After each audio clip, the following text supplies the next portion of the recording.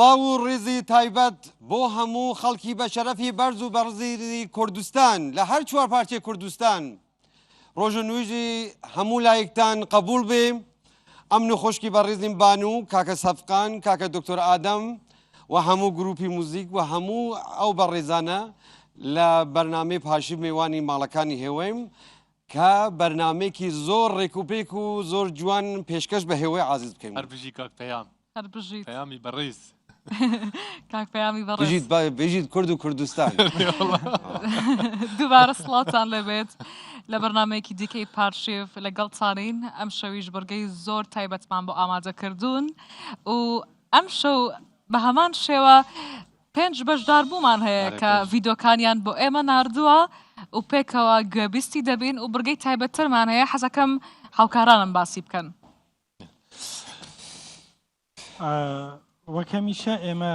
بابەتی گرنگ و هەستیار و جێی سەرنجی خەڵک هەڵدەبژێرین. بابەتی ئەم شەومان بۆ ئەوانەی کە متابعی سوۆسیال میدیای ڕوودا و دەکەن دەزانن، بۆ ئەوانەشی کە نەیان بینیوە باس لەوە دەکەین کە خەڵکێکی زۆر زۆر جار پرسیار دەکەلەوەی کە ئەگەر کەسێک نوێژنەکە دەتوانی بە ڕۆژووبی یان نا ڕۆژوەکەی قبوڵە لە ڕووی شەرعیەوە. ئەمە ئەو پرسەیە کە بە میوانداری بەڕێز دکتۆر ئیدریس کەریم گەنگەشە دەکەین. بەڵام لەگەڵ ئەوە سەفخان پێم وایە میوانی دیکەی تایبەتیشمان هەیە. بەێ ڕاست میوانەکەی شەفشەڤک جێواز بڕاستی دکتۆر ژنە دەفێت جەنە ئیجا ئیرۆ بانۆ خان دەبێ ئەزێ دەفێ خم پێڕێ کاکە سەفخان بانو موسیقاژەنە و تەواچۆ دەدا کاکە موسیقاژەنە سەفخان بەدەر لە ئیشی ئیعلامی دیارە بەتەمایە پرۆژەی دیکەش. نا دکتۆر من پێشووتر کە تەمەنم بچووکتر بوو ناوی سارا بوو کە تەمەنم بچووکتر بوو و لە دەورەی فێرکردنی ئامێری فلوت بووم و دواتریش بەشداری چەند کۆنسرتم کردووە و ئیتر هەر کەسێک کە ئالەتێکی مۆسیقا بزانێ بژەنێ ئیتر فێری ئەوانەی دیکەش دەبێت زۆر بە ئاسانی واتە دەست باتە هەر دانەیەکیان ئەتوانێت بە ئاسانی بەڵێ بێگومان دەفم لێ داوە دەفم لێ داوە زەربم لێدا دەنگ دانیشتووە لە موسیقا سەر دەردەکە کاکە شخوا برگەی جێواز هەنە ئیشەفشەڤ ئەمەڕەنگینە لەگەڵ مەبن.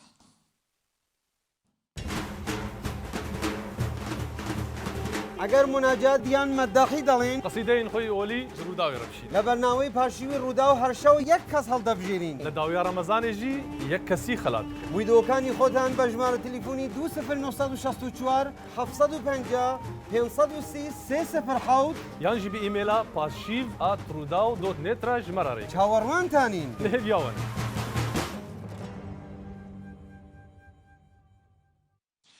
شخۆمە بەرێوە ئاگادار کردبوو گۆ ڤیدیا بشینن ماشەڵە ڤیدیۆ باش ژمارتێن هەموو دەڤەرێن کوردستانێتێن هەر چار ئەلێ ژمارتێن ئیجارێ مەحەتان ها ناوێ کەسێکی دیارکردیە ئیشەڤەیەکی دیژی مەرخویا بکە هون دکارن دەنگ بدن لەسەر سۆشەل میدیا ڕووداوێ بڕاستی ئەم گەلێکی کێفخۆش دەبن دەما گۆ هون ژیولۆ هون تەڤلی مەدبن هونژی مشارەکە مەدکن vê pêşbirka hanê dijî û dilê wan kesa jî xweş dibe êgo munacata jî dibêjin îro pênc kes bimeranê em yek bi yek li wan guhdar bikin û temaşe bikin hûn dakarin werin paşê werin li ser sosyal medya rûdawê hûn deng bidin wan. بە یەکەمەوە دەست پێ بکەین پەیام. بەڵێ کاکە سەعیدی سەعیدی لە ڕۆژهەڵاتی کوردستانەوە لە پشکبڕکەی مناجات نردووە کە سعیدی سعیدی ئاینی دەڵێت بۆ پشکی مناجات بۆ بەرنامەی پاشێکەوە گوێبیستی بین.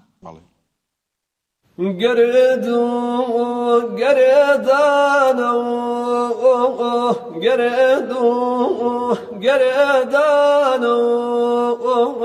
خاکی مەدینە باوانەکەی بۆ بایان دەرێمانە خاکی مەدینە باوانەکەی بۆ بایان دەرێمانە بۆ ئەم بەمالێ جان جان جان جان جان جان بالله يا باتام زيارة بانا كيمن أو محمدنا باتام زيارة بانا كيمن أو رسول الله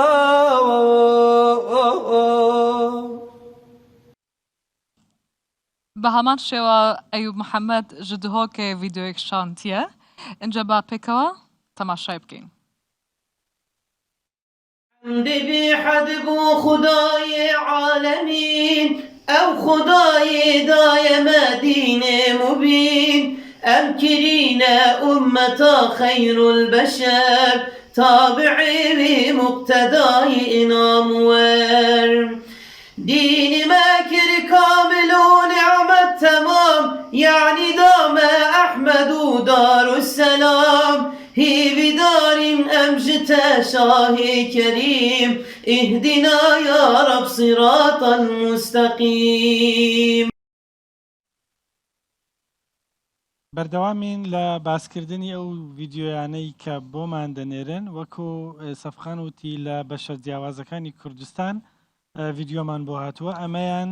لە هەولێرەوەیە دەریا دێنیز یەکێکە لەوانەی کە بە دەنگێکی خۆشەوە ڤیددیۆی بۆ ئێمە ناردووە تەسەوڕ دەکەم ئێوەش بە دڵتانبی لەبەرەوە بەیەکەوە سەیری ڤیددیۆیەکەی دەریا دەکەی. ئەگایار بۆیۆم خوێندرا یاسینم قورئانێک بێن نەسارینم یا مەولای با دەرچێ ڕۆحی شیرینم مەمنێژن تا بابم دێ مەمنێژن تا کاکم دێ رسول الله أواهاتم غلامي قابي ودرقاتم رجي عاشر بدي نجاتم يا رسول يا حبيب الله. حسام الدين نها أمي تماشا بكن أوجي خلكي هوليري طلبيت ايه وارك من دوشك دورا زرقاي سفارم تينويتشي قروشكو تصوري آمي كوسرم شوان كالواتان مالبي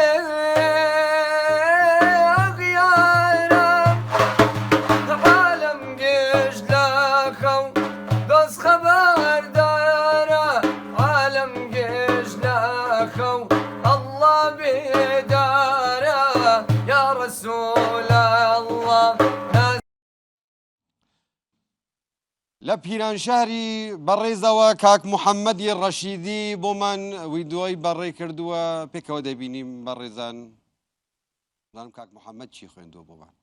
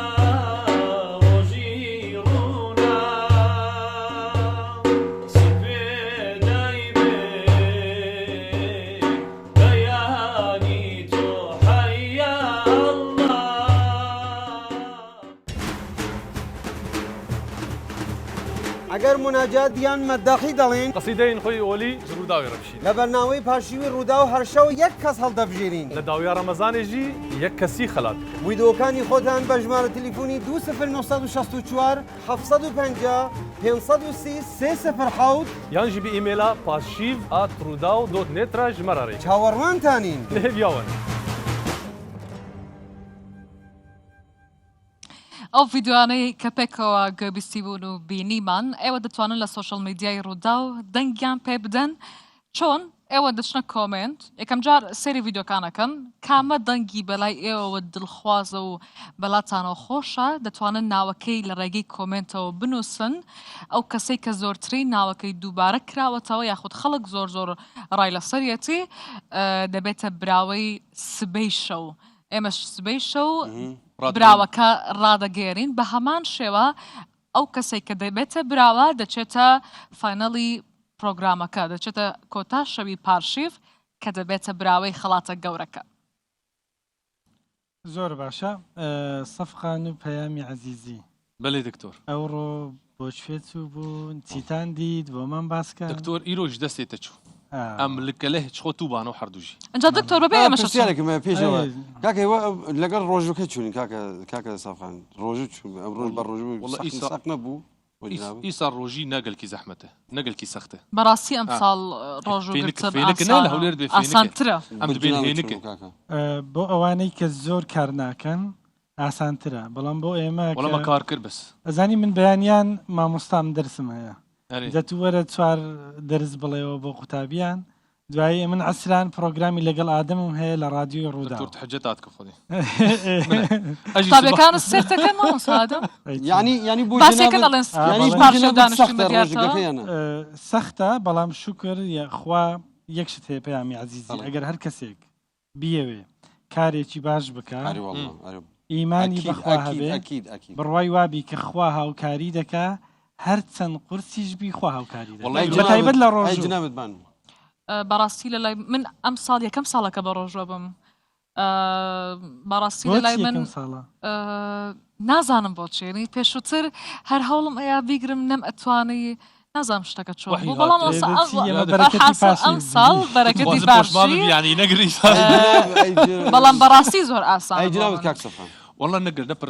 يعني زحمته أساني أساني روجي خوش ما أم راحت ما كاك بيام أزو تدرن أم دفترن يعني باشي بيدخل أم ساعات ده يازدرات بس إيرو زهاوي هات ميفاني من ساعات نهش خورا كرم وجا مناسبات روداوي جاب شخص خوازن فيجي بيجم خوازن فيجي بيجم كاهلا بس التماشى بكم إيرو روداو ببونية تويتر شخوا روداوي تويتر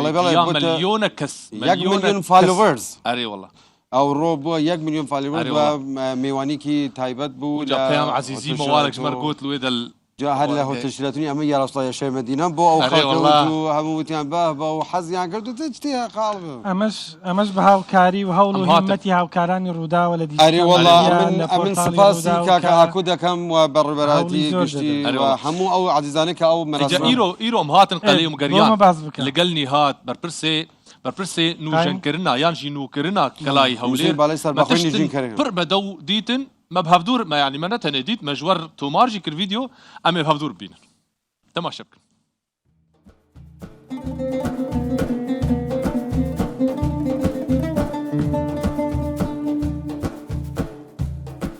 دێ کاکە سەفخاری بەڕێز ئێنە دەبێت دیتن و گوتنەوە کردووی جەمە بشەف دەدیت لێ دەرێ مەکەلا هەولێرێ بشەفدی مە بەرنامە لێ چێت کرد لێ نەهام هاتن نە ئەم تەنێ لێ دەرێنێ گەلک کەسێک بیانیژی هەموو ئالین جیهانی تێبر حاضر دەبێت بەڕاستی لەگەڵ جنابەت بێ بۆ قەڵای هەولێر 6500 ساڵ ژینگەیە زۆر یعنی چه هەستێکت هەیە کاکە سەفقانی بەڕێز ئەس دەبێت قەش ژمێژ دەهاتم لێ دەرێ شخوا ندورج چاندا عالی روجاوای کردستان هنکی ها افغانال جمعی هن لی افقلا الجمعتنی موزخانه ماشاءالله آبابونك پر باش دو پروژه نجی الباور دکم ابزان چه تاریخی کمان هیا کاک سبخان 6500 سال یارو ولات هیا 500 سال تاریخی هیا خوی شانازیه اما 6500 سال او همو توریستا او همو ماشاءالله و فخر ما فخر ان شاء الله روج بالروج ڕۆژ بە ڕۆژ ڕەونەقی زۆرتر بێ خۆشتر بێ بەقووەتر بێ لە هەموو وڵاتانی دنیا بین ئەو ژینگەیە ببینن ئەبزانن کورد و کوردستان کی بووە کاکە خۆن ها دەبینن ئەم دەرن جەم بەرپرسێ نوژەنگرنا vêkele heye ئەرێ وەڵڵا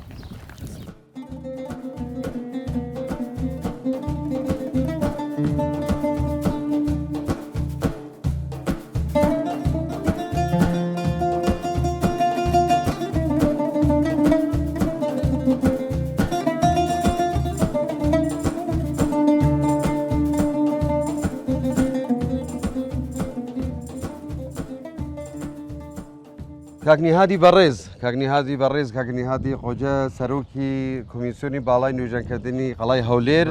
لە خزمەتتان کاکە نیهادی بەڕێز لە بن ئاڵای کوردستانەوە جنابەت فەرموود ئەو مزگەفتە تاریخی بۆ چەند هزار ساڵ تاریخی سەرەتای هاتنی ئیسلامە بەڵێ ئەو کاتەی ئەو شوێنی ئەو مزگەوتە هەر پەرزگا و جێی عیبادەت بووە ئەو وەختێک کە ئیسلام هاتن بووە مزگەوت لە ژێر ئاڵایەکە پەرزگای ئاشووریەکانی تێدایە کە معبەد عشتاری پێ دەڵێن لە زمانی خۆیدا ئاشووریەکان پێش بچنە جەنگ و دوای جەنجیش هاتوون لێرە دوعا و نوزایان کردووە لێز باوەڕ دکم ئاشووری کێم زێدە ینی 1000 سال بەری زاینی لێ قەلات دیرۆکای کوشترز باوەڕ دکم قەلات تقریبن ئەوێ مسبەت هەتانوکە 6500 سال کەونە گەلێک مؤرخین هەیە بێژن هێژی کۆنترا لێ ئەبحاس نهاتێ چێکردن ئەف بەشی ئان ئەم لەسەر ئاواییە هەیە بەێ ئەفژی چەند ساڵادای کێم زێدە کەونترین خانی لە قەلاتی احتمالە 350 سال کاکنیهادی بەڕێز پشتی کولتورینە ئەم بێژین ژێری قەلات بنی قەلاتی تاریخیە لێ سەری قەلات کولتوریە کاکنیهاد قەڵات بە چەند بەش ینی سێگەڕەکە گەڕەکی سەرای و گەڕەکی تۆپخانە و گەڕەکی تەکیە کاکە نهاد بێجگەم ینی حەز دەکەم بۆ بن و بۆ بینەرانی بەڕێز بێجگەم ینی چەند ئەدیان لێرە ژیاون خۆی بە گوێرە ئەو شتانی کە لە دەستمانە زۆر دیانەت هەبووە پێشتریش لە قەڵات ژیاون لە مادەکانەوە دەست پێ بکە کە زەرادشتی بووە و زمانی ئاشووریەکان هەر مرکزەکی دینی بووە زمانی ساسانیەکان.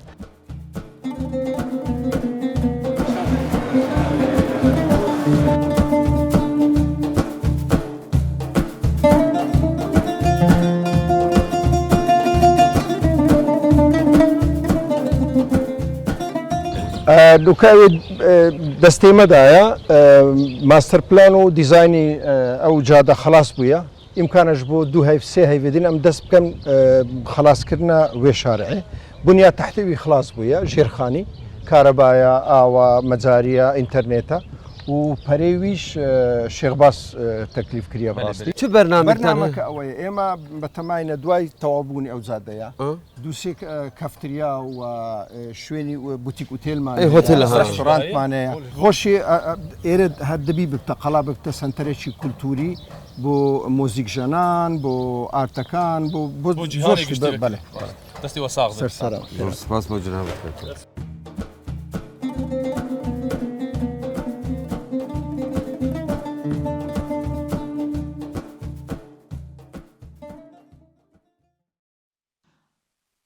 ئەوەی بینیمان دیدار و گەڕانی هەردوو هاوکارم سەفقان و پەیام بوو کە ئەمڕۆ بەناو قەڵای هەولێر گەڕان و کۆمەڵک زانیاری گرنگیشان بە ئێمەدا اینجا میوانەکەی ئێوە بەڕێز نیهاد قۆجا ئێستا میوانی ئێمەش زۆر بەخێر کۆمسیۆنی باڵای سەربەخۆی نۆژەنکردنەوەی قەڵای هەولێر میوانی پاشیوی زۆر سپاس ئەمڕۆ مادیمان کردی هەم بەیانی لەگەڵ هاوکارانم بووی هەڤڕۆژ سەرچاوان لە خزمەتی ئێمە خێر بن. باسی نۆژەنکردنەوەی قەڵای هەولێرتان کرد مەترسێک هەبوو لەسەرەوەی کە بەهۆی قەیرانی دارایی وەستانی کارەکانی نۆژەنکردنەوە یونسکۆ جۆرێک لە هۆشداریدا بوو بۆی کەوا لە لیستی کۆنترین شوێنەوارەکانی جیهان دەریبێنی یان ئەمە بەس دەنگۆ بوو دەنگۆ بوو بەڵام ترسی ئەوە هەبوو ئەگەر زیاتر پشتگوێ بخرابە حتمما ڕۆژێک دەهات ئەوان ئەو شادەی کە دایتیان دەیان چێشاوە بەڵام بەهۆی هاوکاری خەڵکی شاری هەولێر بە تایبەتی شێخباز کە پارەکی زۆر باشی تەرخان کرد بۆ دەستپێکردنی نۆژانکردنەوە چکە وەکو جەنابیشت باست کرد لە کاتی شەڕی داعش و پێشتریش کە بوجە ڕاوەستا ئیشەکان نەقەڵات دەتوانم لێم 1970 ڕاوەستا ستا نزیکەیەوە ساڵەکە دەستمان پێکردیە ژێرخانیمان تەواو کرد ئاوەڕۆیە کارەبایە ئینتەرنێتەوانە شەقامەکەمایە وەکو لە بەرنمەکەش باسم کرد لەوانەیە لە 2 مانگ 3 مانجی داهاتوو دەست پێ بکەین و نۆژەنکردنەوەی 2 کۆڵانیشمان لە دەستا ئێستا لە تەوری ئەوەی کە کشوفاتی لۆ بکەین و بزانین دەرچەکەی چەندی تێدەچیتن زۆر کەس باسی ئەوەی دەکا نۆژەنکردنەوە لە قەڵا زۆر بە سەبری دەڕوات خۆی ڕاستە هۆی کەشی ئەوەیە چونکە ئیشکردن لە شوێنی ئەوە خۆی ئاسان نییە دەبی بە زۆر هێدی بڕۆی بە پێی ستانداردیشە ڕەزامەندی لەسەر باڵێ ڕاست خۆشانێرە ئۆفیسەکیان هەیە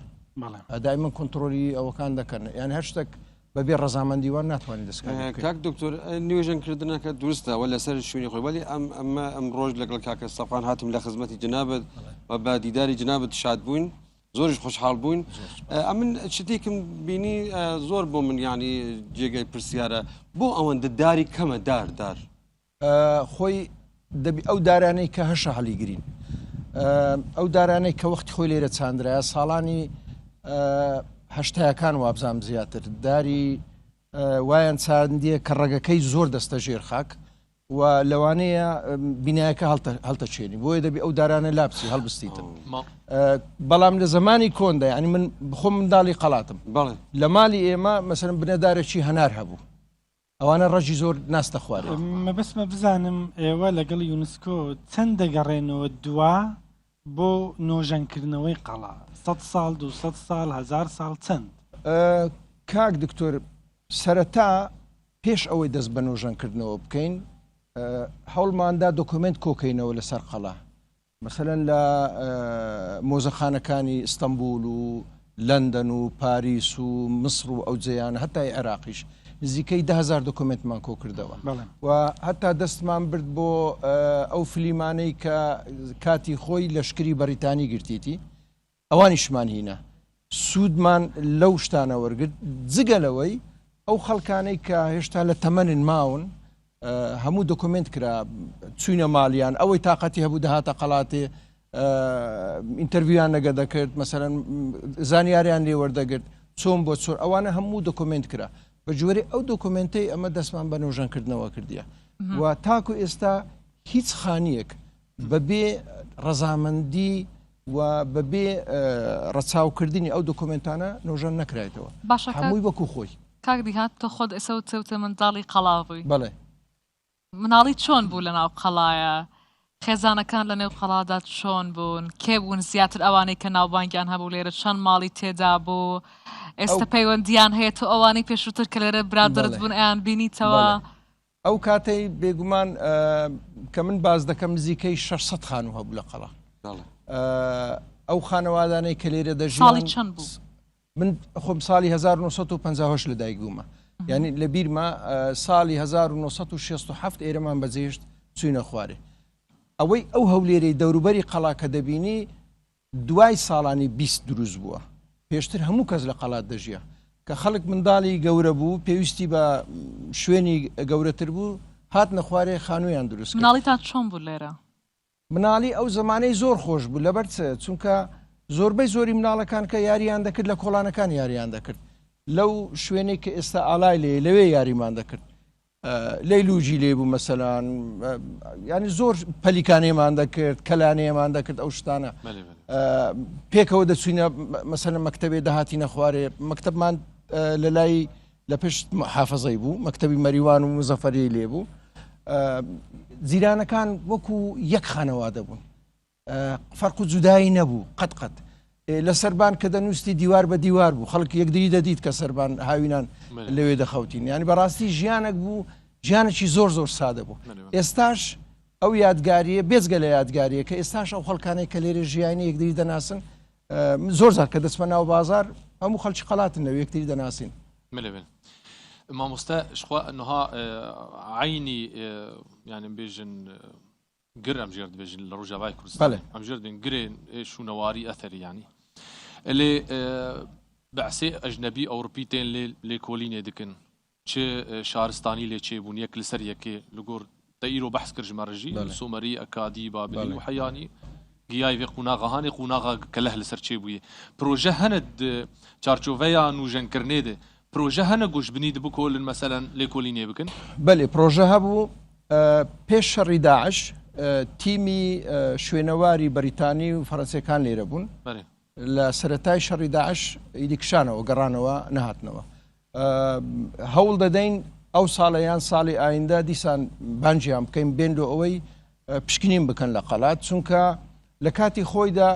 لە دیوی دەرکەی با بڵێین باکوور کە ئۆتۆمبیل دێتە سەرێ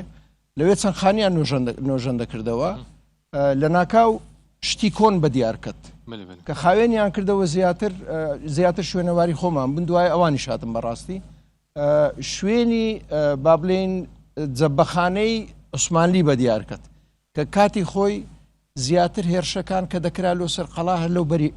لەو دیوی ئەو لای هاتیە زیاتر لێکۆڵینەوەی زیاتریان کرد یەکەم جار بوو شوورەی قەڵا بە دیارکەت مەسەلەن ئێمە منداڵ بوون هەر دەیانگۆ قەڵا شوورە هەیە بەڵام کەس شوورەکەی نەدەدیت شوورەکە بە دیارکەت کۆنترین لەسەرەوە کە پشکنیان کرد ئەو خشتەی کە لەسەرێ نزیکەی 3200 ساڵ کۆنە جا چەند بێ خوارێ زیاتر ئەوەندە کۆنترە بەڵێ هێشتا کەونترە بەڵام پشکینەکە ڕاوەستا چونکە ترسی ئەوە هەیە کە بژ ڕوخێتن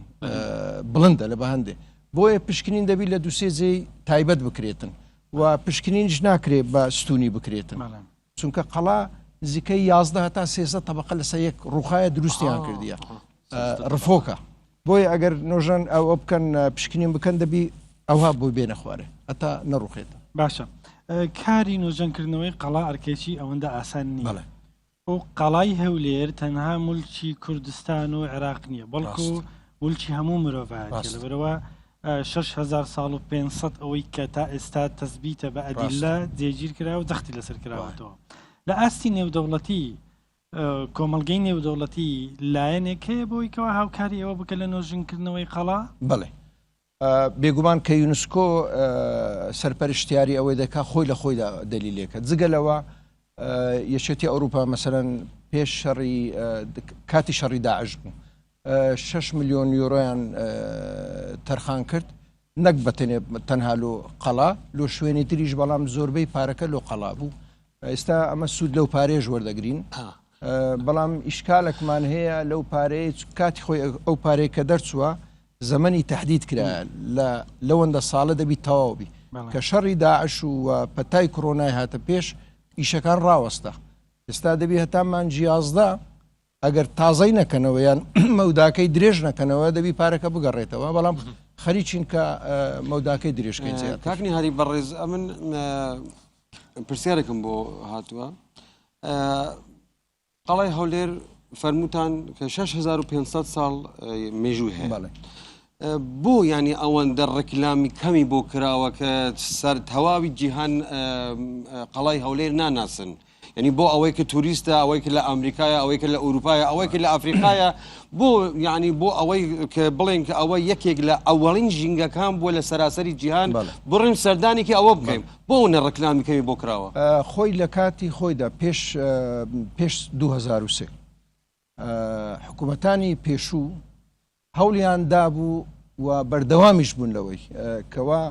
ئەو شوێنەوارانە کەشف نەکری ئەلان نەکرێ بۆ دنیا مێژووی کوردستان ڕوون نەکەنەوە لە خۆڵ یان دلیلیش ئەوە کاتی خۆی کە دەرکەی قەڵایان دروست کرد دەرگایەکی شوورەکی بابلیان دروست کرد یان لە شێوەی ستایلی بابلی بوو 2005 کە قەڵامان چۆڵ کرد بڕیارمان دەکە بیر ڕوخێنین و دەرگا کۆنەکەی خۆمان دروست کردەوە ئەوە خەتای ئەو حکومەتانە بوو کە هەمیشە هەولیاندایە مێژووی کوردستان ینی لەبار بن ئێستا دەتوانم بلێم قەڵا لە زۆر شوێن باسی کە هەولێر دەکری باسی قەڵایەکە دەکرێتن یان بەو ماوە کورتەی کە دەستمان بە نۆژەنکردنەوەی قەڵا کرد و ئیعلانمان کرد کەەوە شوێنێکی ئەوە هەیە خەڵکەکی زۆر ڕوتێ دەکات. باشە بۆ ئەوانەی کە لە نزیکەوە کە ئێوە خەریکی سەرقاڵی نۆژەنکردنەوەن پرۆژەی نوێ نزیک کە لە کاتی نۆژەنکردنەوە خەڵک کە دواتر بێتە سەرقڵابی بینی چییە دەتانەوێت کافتریا دروست بکەن دەتانەوێت شانۆ دروست بکەن هۆتێل دروست بکەن چی دەکەن؟ خۆی لە کاتی لە سەرەتای نۆژەنکردنەوە ئەو شانۆی ئێرەمان دروست کرد بۆ چالاکی هوەری و ئەو شتانە و 16 ئازار ببوورە 7 ئازار سنتەرێکی زانیاریمان کردەوە ئینتەپرێتیشن سنتەری پێ دەڵێن ئەوە لەسەر مێژووی قەڵا و خانووەکان و ژیانی خەڵکو و کەسایەتی قەڵا هەموو لەوێ بۆ گەشتیاران بە 3 زمان گوێبیستی دەبن و ئێستاش سنتەرێکی دیمان هەیە بۆ منداڵان هەر هەمان بە هەمان شێوەیە بەڵام بە شێوەیە کە منداڵ دێ تۆ ناتوانیت بۆ منداڵ باسی مێژووی قەڵا بکەیت تێناگە بڵێ بە پێی ئاستی منداڵەکە مەسەرم بە فلیمی ئەنیمەیشنە ویان بە پەزلە بەو شتانە بۆیان ڕوون دەکەیەوە 2 حەمامی قەڵا ئەویش لە ژێر نوژەنکردنەوەی لەوانەیە ساڵێکی تریشی بێ دەمانوێت حەمامەکە بە ئیش بێخین یان بکە حەمامەکی تەبیعی خەڵک بتوانانی لەوێ هاتوچۆ بکە سەری بشوە جگە لەوەی 3-4 شوێنمان هەیە چکە ئەو لە ماستەر پلان دەستنیشان کرایە بۆ کەفتریا و وتێل و ڕێستوران ئێستا ئەو شوێنی ئەمە لی دانیشتینە کەمالی ئەحمەد چەلەبی دەکات لە ماستەر پلان دانرێ بکرێتە ڕێستورانتەکی کولتوری بەێ مامۆستەشخوا ئیر و ئەزوو پەیام عزیزی ئەم گەریان دەبرن هەبوون وڵ مەهجور بوون تحسی ئینسان مرۆڤ نەهاتێنێ ئیجا ئەم دەرباز دەبوون ئەم ترسیان گمعری ڕەشە معری ڕەش الجەمە هەن لێ دەرێ ئەو مارە ڕەشە ئەو شەوە بۆ هاتووە بۆیرا ئەو مارە ڕەشە ئەو ئەها زمانی دەرهێنا ئەم دەمەویست بڵێم سەباح الخێر خانی من شەهید شیرین زەبانی نیمت بووکە لێ دەرنەچوە توی ڕۆح و ڕەبانم ببێت قوربان تەجار یعنی تۆ لە من بدە و قوربانی من تەجارێ ئەم گەریان دەبەرن هەبوون شوێن هەبوون دانیبوون قەدەخەیتە هەڕە ڕاست بەر گوڵ و مەدین و بەشت سپارت بوونێ ئەفچاوە مشخەل کرد بێت چێ قەدەغە لەبەر ئەوەیە کە خانیەکان لە حاڵەتی ڕوخان و شتیوە لەبەر ژیانی خەڵک ینی خەڵک لە مەترسیدا نەبیتن لە بە هەندێک قەدەغەمان بەخوا کاکنی هات ئەوە عرضم کرد لە خزمەتی جنابەت ئەوە مایە فەخر و شانازەیە بۆ هەموو گەلی کورد ڕاست کە ئەوە زێڕێکە بۆ هەموو کورد ڕاست زێڕێکە بەخوا قەسەم ینی تا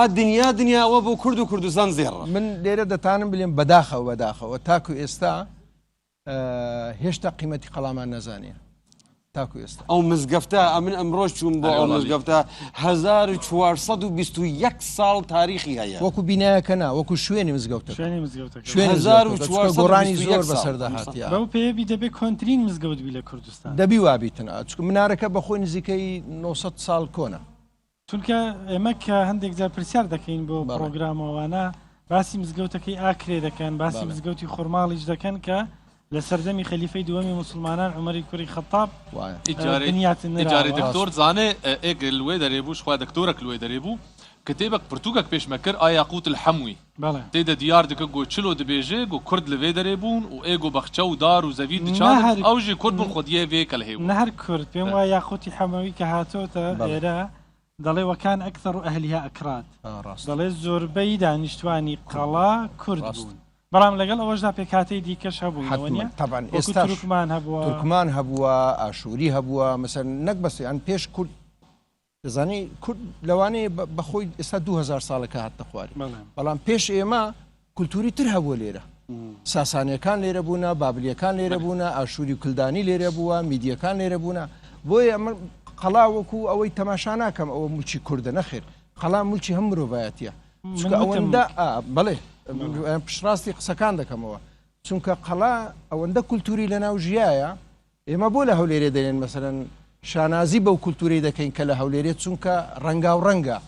یعنی ئێمە ئێستا بووینە واریسی ئەو کولتورەی دەبی بیپارێزین ئەو تەبایە و ئەو خۆشەویستێک کە لێرە هەیە دەبی بیپارێزین کاکنی هات کورد و هونەر تێکەڵاون يعني هنري الرسني كردي يعني بحقيقة براستي لنو جيهان بنو بانجا بله بو هنر چه برنامجتان هي لداهاتو او ئێمە استجوانه لويا ئێمە وەکو کۆمیسیۆن قەڵای هەولێرمان کردیتەوە لە بەردەم هوەر پێویستە هوەرمەندان بێن بە خۆیان بەرنامەی خۆیان هەبیتن من ناتوانم مەسەلەن تیپەچی بینم تیپی هوەری و شتیوا لێرە شتی خۆی نمایشکە مەسەن زۆر جار ئەم پەیوەندی بە هوەرمەندانی هەولێر دەکەم دەرم کاکەوەرن لێرە پێشانگا بکەنەوە ئەمە بەلاشیان پاریان لێ وەرناگرین بۆ ئەوەی بتوانین قەڵا ئاوەدام بکەین و بکەینە سنتەرێکی ڕۆشنبیری ئێستا هەروە لەو شوێنە دەتوانم بلێم بەو سێ چار مانگەی ڕابردوو ساڵاچێکی زۆر زۆر هوەری کرا باشە باسی وەت کرد کە ئێمە میراتگیری ئەو کللتورەی پێکەوە ژیانین لەسەر قەڵا بە کورتی ئەگەر وەڵام دەوێتەوە چونکە پرسیارێکتریشمان هەیە ئێستا لەسەر قەڵا چ پرۆژەیەک هەیە بۆ نیشاندانی ئەو پێکەوە ژیانە خۆی لە بەرنامەماندا هەیە یەک دوو سنتەر دروستکەین ینی خانەکان نۆژەنکەینەوە بیکەینە سنتەری ڕۆشنبیری بۆ ئەو کللتورەی کە لە هەولێری هەیە کوردەواریە تورکمانیە حتا ئاسووریش مەسەلەن ئەنکاوە لەمە دوور نییە باشە هەتا ئەوانیش وەرگرانمان ئێستا ڕاستەخۆ کە دەمان بینین پرسیار دەکەن دەڵێن کەی ئەو شەقامانەی نێوقەڵا نۆژەنکردنەوەیان تەواو دەبی و دەکرێنەوە وەکو باسم کرد لە سەرەتاکەوە دەتوانین دیزایانی شەقاوەکە تقریبان تەواو بووە طبعا ئەو دیزایانە دەبی بنێرینە پاریس یونسکۆ ڕەزامەندی لەسەر بدا ئەنجا دەست پێ دەکەن تەخمین دەکەم 2 مانگە تا 3 مانگ دەست پێ بکەین گەلێکی سپاس سعات خۆش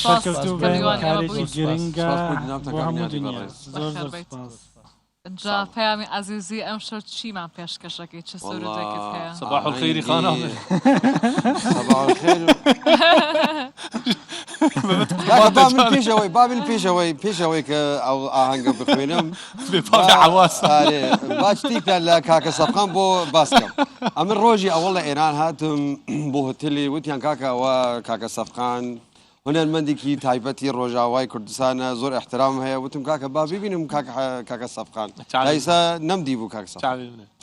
يعني هر كاك صفخانم ديو سلام عليكم سلام عليكم برادر چوري احوال جا هر لدواي سلام عليك وتي تو بابي حواس ناس تكي بو خاطري خو بابي حواس كيه نمزاني جا لا او چند روجا سميني دو سميني جا كاكا صفقان هر لخوي يعني زور يعني مقام بيجي هر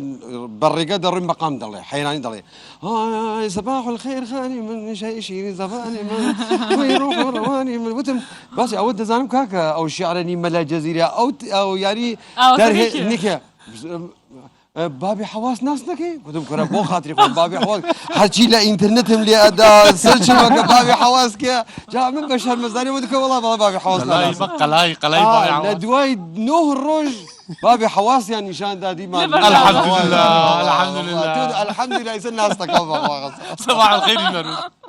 سلام الرئيس بو بابي حواس اي والله تشمر بيجي والله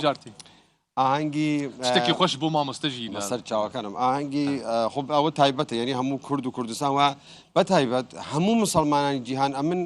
کاکنی هات لە 35 وڵاتی دنیا کۆنسرتم بووە کۆنسرتێک ئەو ئاهەنگە مەولای سەلی وەسەلم شعری ئیمام محەممەد بوسیریە مەسەلەن من لە سوودان تقریبا 12 ڕۆژ کۆنسرتم هەبوو لە پاکستانیش بەڕاستی وەختی ئەو ئاهەنگە و ئەو شعرە دەخوێنی هەموو تێکەچن ئەسن یعنی حاڵ و حەوایەکی دیکە چون لە سوودان و لە پاکستان دەراویشی قادری زۆرن ینی نیوی سوودان هەمویان دەرویشی قادرین وەختی کە ئەو شعرە یا ئەو ئاهەنگە دەخوێنی زۆر پێیان خۆشە دەتوانین بڵین ئەم تێکستە دیارترین و بەناوبانگترین مناجاتی لە ناو مسلمانان لەسەر زۆربەی وڵاتانی دنیا خزمەتانم لە خام دەفا خۆشی حاضر کردیە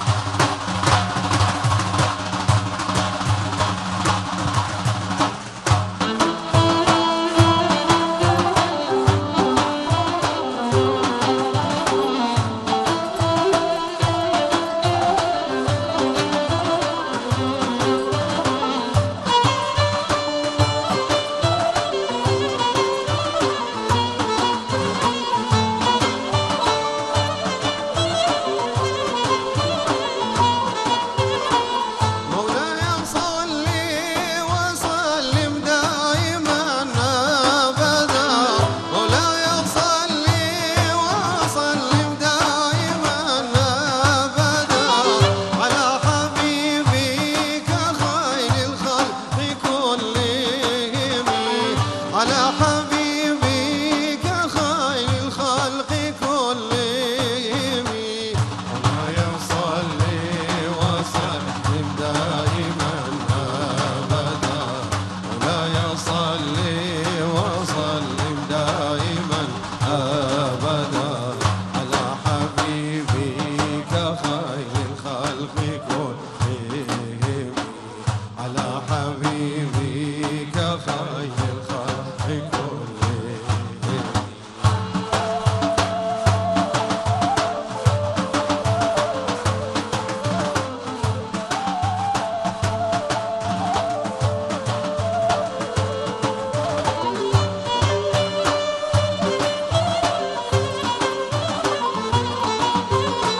الله الله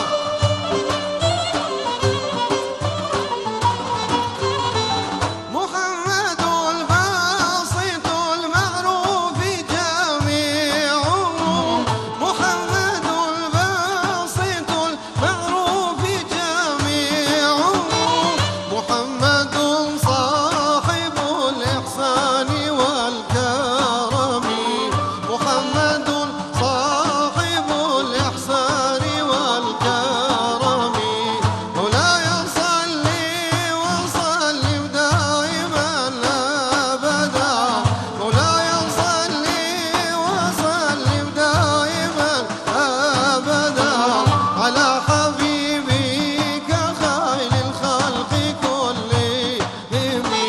على حبيبك خير الخلق كلهم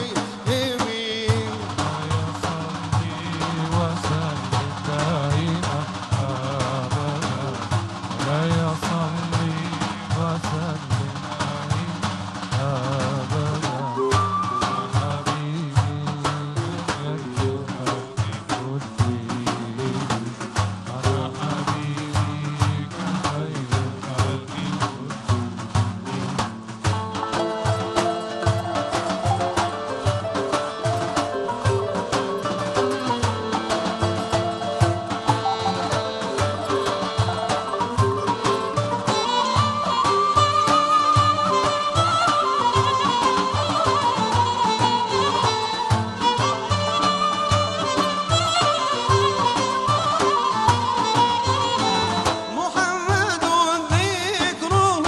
روح لأنفسنا محمد ذكره روح لأنفسنا محمد شكره فرض على الأمم محمد شكره فرض على الأمم مولاي صلي وسلم دائما أبدا مولاي صلي وسلم دائما أبدا على حبيبك خير الخلق كلهم على حبيبك خير الخلق كلهم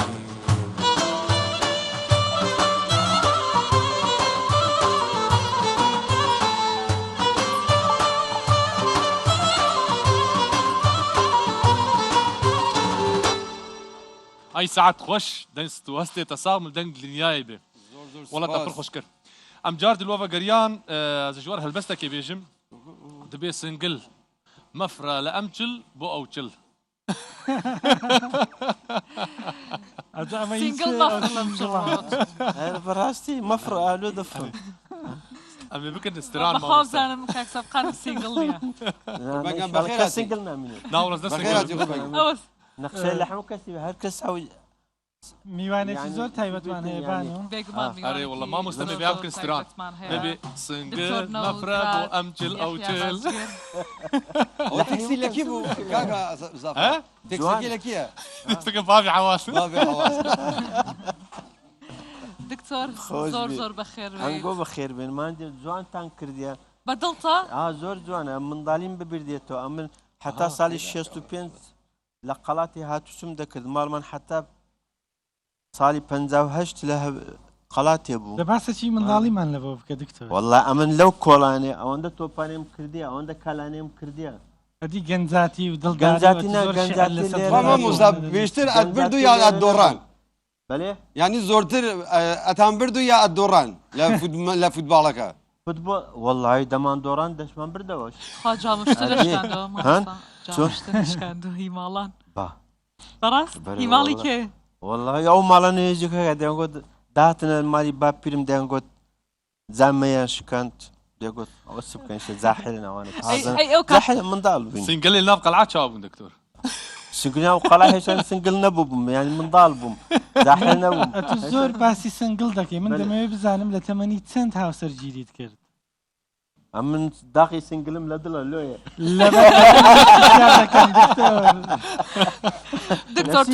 بڕۆن ئەمن دکتۆر بووم حتا اختصاصم کرد هەموو شتم تەواو کرد ئەو جاتانی و هاوسەرگیری بکەم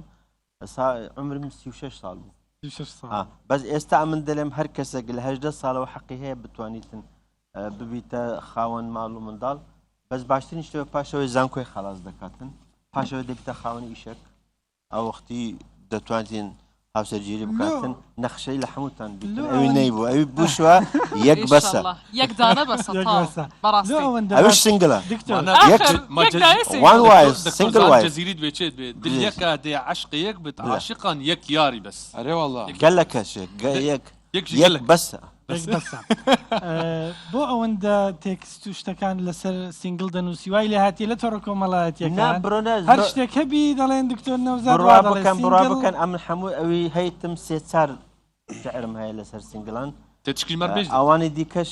ینی عالمی دیکە دادنێ بەناوی من دادنێتن و دائما پێیان دەڵێم خۆتم زۆری بەی من نییە دکتۆر تخوا بزانم بۆ ڕەمەزان شتێک بۆ سینگل بڵێ ئەرێ وەڵڵا خدا ئارەمیتان بداتن ئارام بن بە زووترین کاتیش لە سنگلی دەربچن ئێمە ئێوارەی میێوانێکی مەراسمێکی ڕوودا بوو ینی ئەوەندە باسی جنابتان کرد ئەمن زۆر مشتاق بووم کە جنابەت ببینم گوتیان دکتۆر نەوزاد بەڕاستی پیاوێکی زۆر بەڕێزە و لە شعرەکانی جنابتان زۆر تعریفیان کرد پەیامی عەزیزی نوێترین تێکست کە لەسەر سینگل نووسی بیت بۆمان بڵێ هەگەر نە سینگل بچێ دەبێت با یەکەم جار لەسەر سینگل بیڵێ دواتر لەسەرەوانی تر ئەرێ وەڵات دەستی بێ چ بڵێم ینی دەڵێ سینگل مەفرە لەو چل بۆ چل ببینە ئاوێنەی دڵ بچینە گڵ سنگل ڕوباعیەک شتی نوێت نەنووسێ لەسەر سینگل وڵی دەرمانکە دلێ بکل ئەسەر تەمام بکەم ئەزای چی مامۆستاهینەکەمان بۆ شی بکەرەوە دێڕی شعرەکان یانێ چی مەچینە گڵ مەچینە گەڵی بچینە گڵ یعنی ماڵ و منداڵ بکە گڵ بچینە یعنی ئەتوو کو نەبات دەردەچین دەویتە دارەک ئەتوش ئەو وەختی ئینسان دەچینی یعنی کە ئەجی ئەمر قەزم ئەوەیە کە بچینە گڵ یعنی ببە ساحب ماڵ و منداڵ بە ساحب خێزان ئەجی دەرمانکە دلێ بکل هاوسەرگیری بکە باشە بێجگە لە بابەتی سینگل تۆ تێکستی شعر دەنووسی هەندێک جار ڕۆژانە یان جارجار یان چۆن چەند کاتی خۆت بۆ ئەوە تەرخان دەکەیت چکە تۆ سەرۆکی دەستەی ئەمیندارانی زانکۆی جیهانیش بەڕاستی بەنسبەتی شعر لە کنە من هەستە هیوەی نییە بلێ ئەمەندا دەنشم دەنووسم جار وا بوو ئەمە ناو تڕۆمبیل لە ڕاوەستا ئەمە کاغز و وەرقەکەم دەرهینایە چکووەچی بروسکەک دێتن لە ناو دەماغت دایم کاغز وەرقە زۆر جار لەسەر کلینیک نووسیتم خۆ کلینیک لەر جێکی هەیە وەکو بروسکە وایە وەچی بروسکە وایە دێتن کە هات ئەگەر ئەتو نەتنووسی تەزلیت نەکرد ممکنە دەڕواتن زۆر جار ڕۆیشتیە بەڕاستی شعر هەستە و شتێک تەئسیر لێ دەکا ئەتو دەتوان چێکی بنووسی کاکە دکتۆر نەوزاد لە چ تەمەنێک هەستت کرد کە ئەتوانی شعر بڵێ ئەمن لە جامیعی بوو هەندێک جار دەمنووسی لەسەر جیداریەی دەمان نووسی نەشرەی طلابی هەبوو ئەو وەختی یەکێتە قوتابیانی کوردستان لە زانکۆی مووسڵ دەمان نووسی هەندێک جار یعنی لە قۆناغی ئامادەی متەوسە عەدادی نەدنووسیوە لە متەوسە عەدادی دەمنووسی بە سیعرەکەم نەمایە وەخت نەمایە دکتۆر پرسیارێکی فزوڵانە بکەم بل کێ ئیلهامی بۆ هێنای دەستکەی بە شعر نووسی خۆشەویستی لەناو پۆلەکەتانە کیتیا بوو نا ئەنگۆ پۆلی بە خۆشەویستی بەس بە کچ و کوڕ دەزانن وان نییە خۆشەویستی دنیاە الله خۆشەویستی ئاسمانە خوددایە دکتۆر ئەوەی کە تۆ ئەینوسی لەسەر سینگڵ هەر کەسێک بە جۆرە عەقلی هەیە کونیتی ئەمن ئێستا خۆشەویستی خۆم خێزانمە تەمەەن درێژ شعرێکی بۆ خێزانت ئەرێ وڵە پێشکەشێکە بە خێزان نەخۆشی ئەتیادی زەوازێکی ناسیاری بوو دەوازمان کرد بەس خۆشەویستیمان دروست تێکستێکی پێشکەشکە ئێستا دەڵێ لە بەهشتش خۆشتم دەوێت الله تابلۆکشم لە نووسە دەڵێ بەهشتش خۆشتم دەوێت ئەمن دائیمەن باز دەکەم لە بەهشتیش هەر سۆزانم بدەنی کفایەتم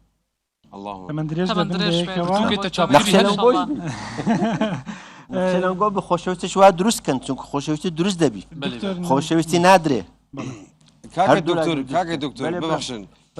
ئەسڵی تەرین ڕەفتاری مرۆڤ یا ئەخلاقی مرۆڤ وەفاداریە ئەو کەسەی کە وەفای بوو هەموو خەسڵەتەکانی باشی عالەمی هەیە بەڵام خوای نەخواستە کەسی کە وەفای نەبوو بەڕاستی نابی لەسەر حسابیکەی ئەوە شوێزێکی کە وەفایی یەکە لە ئەساسیاتی ئینسانیە یعنی ئەگەر وەفات نەبوو مشکل لە ئینسانیت دەردێت حەسکردنجی تنەی خۆشەویستیجی تنەی بڕۆنا خۆشەویستی ئەوە نییە ئەگەر قسمەت نەبوو ئەتو وەفات نەبوو ئەخراو چ شەیە شرتنی ئەگەر قسمەت نەبوو یعنی وەفای نەبوو یەنە وەفات نەبوو ممکنە زۆر شتە هەیە دەگۆڕێ دنیا دەگۆڕێ خواوەندی تەبارەکەوە تەعالا بەئەتر جنابی مامۆستای جنابی کاک دۆستن دانیشتووە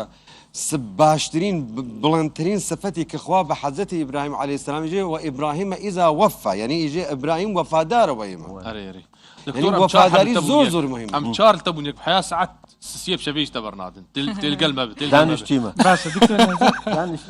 تۆ تێکست نووسی لەسەر ڕەمەزان ئەمە ئێستا لە مانگی ڕەمەزانین ئەمە لەسەر زۆر تێکستم لەسەر جەلالەتی خودایی نووسیە بە ئەمە کتابەکەم هەیە بەتەنێ فی ئەڵڵاه چەند پرتوکەیتە هەنێ دکتۆر چەند ئەمن حتا 32 پرتوکەم تەبدە هەلبەستن نا ئەمن 11 کتابی بەڵگەنامەی عوسمانی هەیە کوردستان هەموو وەختی خۆی دامانە دیرۆکینە خۆشم مەسەرەن مامۆستا 12 کتاب مەیە 6 بە عەرەبی 6 بە کوردی مامۆستا لەکن من فەلسەفەی ژیان لە مامۆستایدایە ئەو وڵاتی ئەگەر پێش بێخیتن دەبی مامۆستا بەرقەدر بیتن مامۆستا ئێستا چل ناو دەستێتی ئەمن ئەوەتە کتابم مامۆستا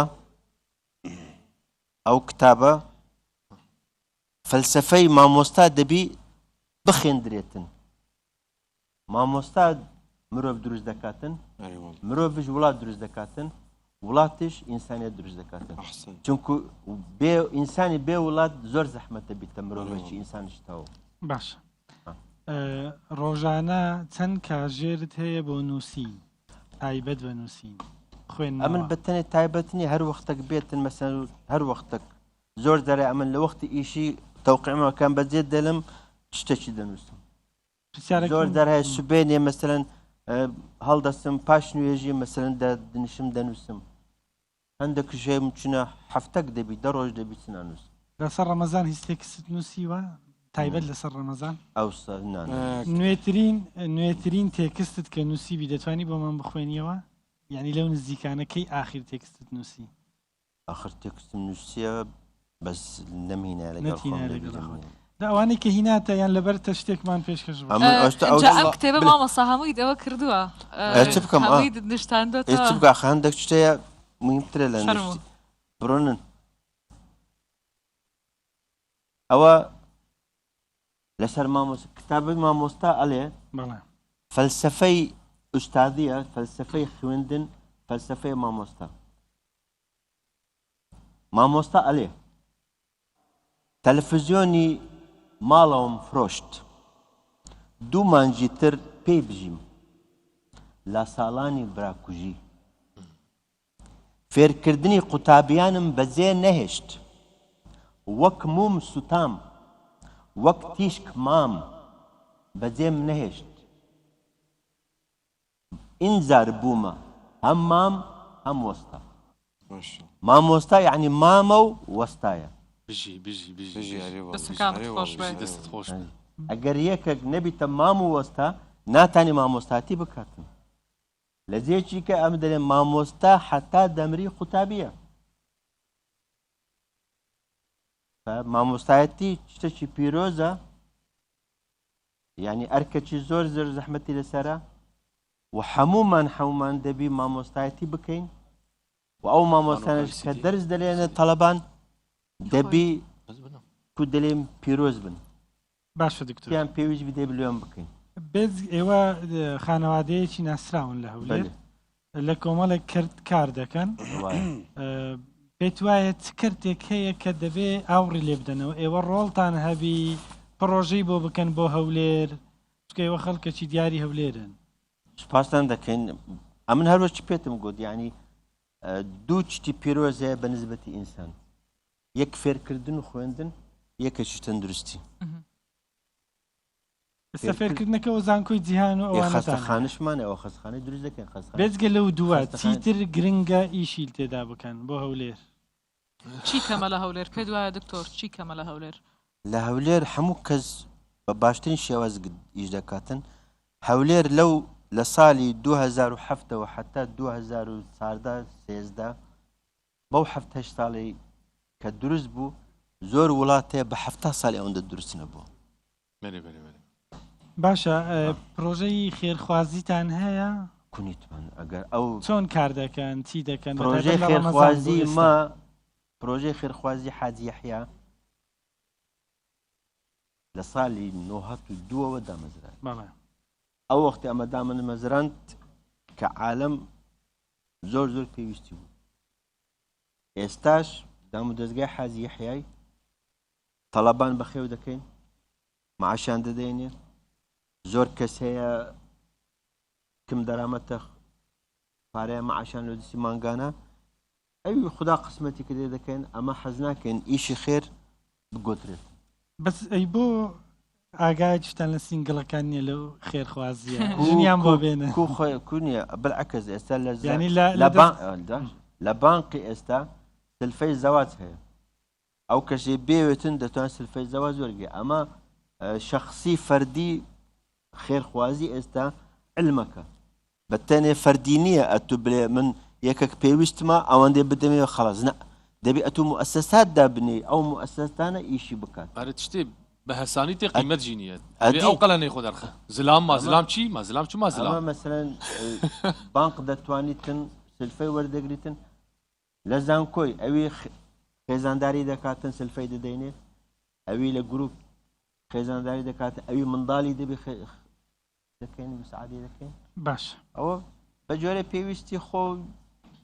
ئەوی پێمان بکرێ دەکەین ئەوی ئەگەر بشلێن جا باش بتن ئەوش دەکەین ئەگەر پێمان دکتۆر نەوزاد لەگەڵ سیاست بینتکوە نییە هیچ لە ساڵی 75ەوە نییە لە ساڵی 74ەوە نییە بەتەمانی حیزبایەتیە لەگەڵ کەسی نزیک پۆستێکی سیاسی وەزیرە شتێک زۆر زۆر لە مێژە تەکراین ئەم بەس هەلبەستوان بەسە هەلبەستوان بەس باش نە ئیشی خۆم کفایەتمە خزمەتی خۆمان بکەین خزمەتی وڵات بکەین دکتۆر وادانی مؤلفات دکتۆر وزاتی حیا سعید باجگەر بەلافکری و ئینە بەلافکری ئەوە بەلافکرە ئەوە لە ئینتەرنێتی خۆم لە نەوزاد بازگر .net نەوزاد بازگر .org هەموو کتابەکانم بە خۆڕایی دەتوان داونلود بکەن بازارتە عینی وەکوێ نییە بە پارە من نافرۆشت بەسن لە ئینتەرنێت هەیە دەتوانین داونلود بکەی بە خۆڕایی تێکستێکمان بۆ بڵێ لەسەر عیشق و خۆشەویستی ئەگۆ ئەمتان ئیمتحاندانایەوە ڕوو نەگۆم چارج دەبوون یەکمە هەر باش بۆ شتەمینە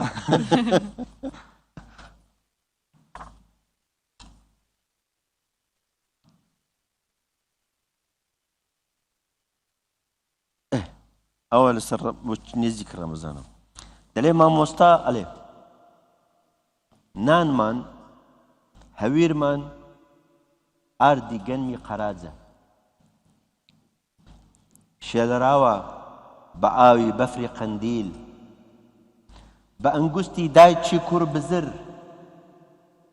ئەی شێڵەی بەهێزی قەهری خێدانی ئەکا بە فرمێسکی ئەی برژێنی بە هەناسەی چۆن قەدری نازانن چۆن ئەی هاوار خوددایە چۆن قەدری نازانن دەست خۆش بین ئەوانەی کە گۆرانی دەڵێن یان تێکست دەنووسن هەندێک جار تێکستێکی خۆیان زۆر خۆش دەوێت بەردەوام دەیڵێنەوە لەبەر ئەتوو تێکستێکی وات هەیە کە بەردەوام لەبەر بیڵێەوە لە ناو ینی کە دەچێت شوێنی کارت لە کاتی ئیشکردن یان دانیشتنی بەخێڵاتی میوان دەکەی یعنی زۆر بیڵێەوە تێکستێکی ئاوات هەیە کە لەکنت زۆر خۆشەویستبی ئەو تێکستە بە تایبەت ئەوە لۆ دەخینەوە ئەوە بەنسبەتی من تایبەتە باش چونکو قیمەت دەداتە ئافرەت ئافرەت لە هەموو دنیاە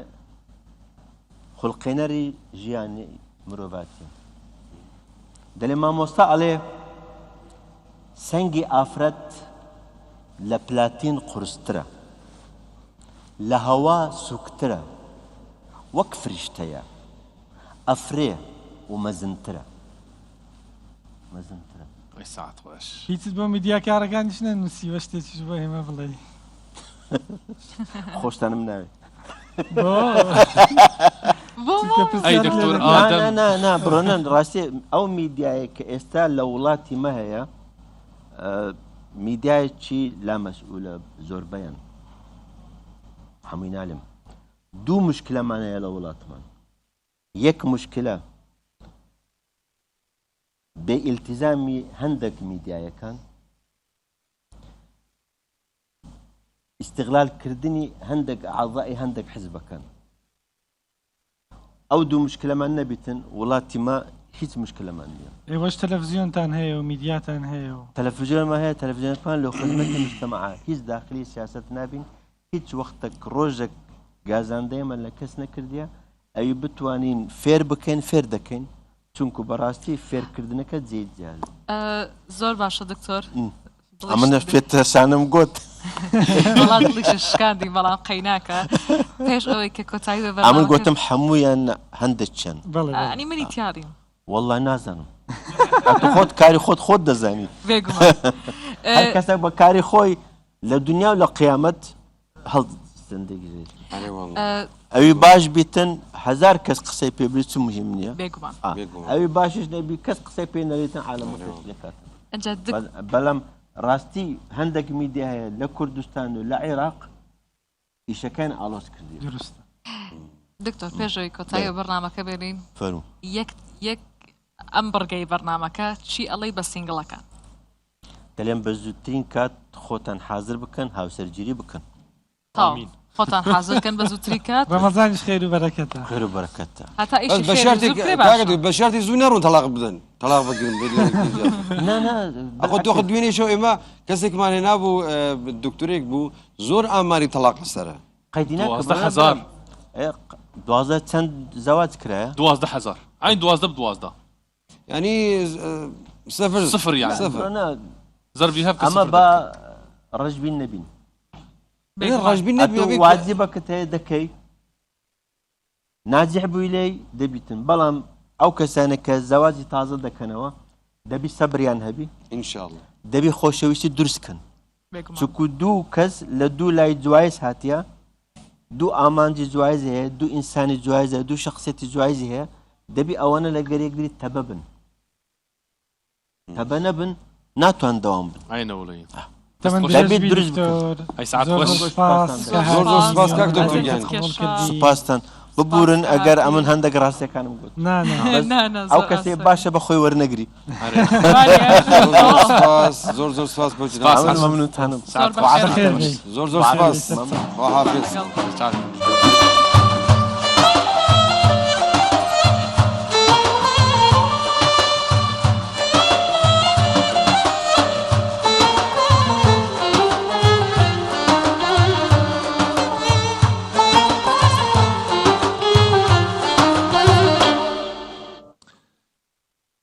پاشیف بەردەوامە وەکەوەی کە لە سەرەتای پرۆگرام ئاماژەمان بۆ مژاری پاشیف کرد باس لەوە دەکەین پرسیاری خەڵکانێک کە دەڵێن ئێمە ئەگەر نوێژنەکەر بین دەتوانین بە ڕۆژوو بین ئەگەر بە ڕۆژوو بین ڕۆژوەکەمان قبولە گیرایە لای خوا یان نا ئەمە ئەو پرسەیە کە ئەم شەو بەیەکەوە گەنگەشەی لەسەر دەکەین شخوا دكتور قال لك جي دبيجن اگر روجي بقرن مثلا نشرت ام لميشكن يا نشرت ام ذكر بكن يا هر تراويح هايان افتبدا برسن موجي تبلي ما ببن وحياني ميواني ما میوانەکەشمان ئامادەیە بەڕێز دکتۆر ئیدریس کەریم مامۆستای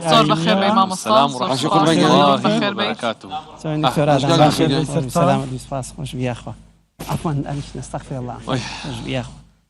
سلامة بخيرات إمام سجان رمضان الشد لي في روز رمضان إن شاء الله تعالى قبول بي يا أخو سباس لأيوش إن شاء الله زۆر بەخێر بێ و ئێمە پرسیارەکەمان دانابوو لە سوۆسیال میدیا کەسێک دەتوانی کە نوێژ ناکە بە ڕۆژوو ببی چاوەکەم دکتۆر بە ڕەمەزانە خەڵک نێژ دەکا خەڵک لە ڕەمەزان زیاتریش نوێژ دەکا بەتاکید بەڵام ئەم پرسیارەش دەکرێ خەڵکانەکان ڕەنگە نوێژیان نەکردبی بەر لە ڕەمەزان کەسەکە دەگاتن ناو ڕەمەزان حەز دەکاتن بە ڕۆژوو بی تو چیان پێ دەڵێ دەتوانی بە ڕۆژوو بی ئەوەی نێژ ناکە بەڵێ نێژ نەکردن و ڕۆژوو دوو عیبادەتی لێک جوازن ميزان شرعي خوي رب العالمينش فمن يعمل مثقال ذرة خيرا يره ومن يعمل مثقال ذرة شرا يره كنيجناك جناهك وبويدا نسريتن كبروجوج دبي تاكيك وحسنيك بويدا نسريتن ميزاني خواوا مطلق عدالة لكن خوي رب العالمين بەڵام دەگوترێت فرمودەیەکی پێغەمبەر هەیە درودی خۆی لەسەر بێ بین الرجل والمرء ترك الصلاة يعني والكفر ترك الصلاة لبيني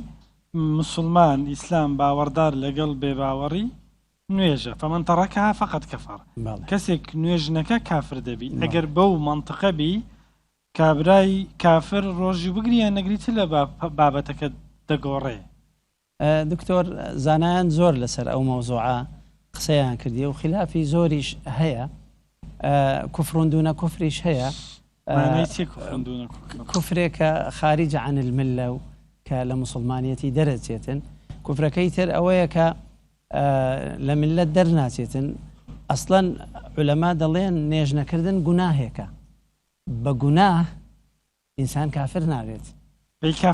پێی کافر نابی یعنی ئەوە هەموو عولەمای مالکی مەذهبی مالکی متفقن لەسەر ئەوەی کە نێژ نەکردن گوناهێکە بە گوناهکردنیش ئینسان کافر نابیت مەذهبی خۆمان لێرە قسەی هەیە دەڵێ ئەگەر نێژنەکە عەمدەن وەجوحودەن ئینکاری نێژ بکاتن هەر باوەڕی پێی نەبی ئەوە کافر دەبێت ئینکار معلوم من الدینی بالضرورە ئەوە لە مجتەمەعێکی مسلمانیش ئینکاری بکاتن ئەوە بەوە کافر دەبی بەڵام بڵێ من ئیمانم پێیتی و نێژ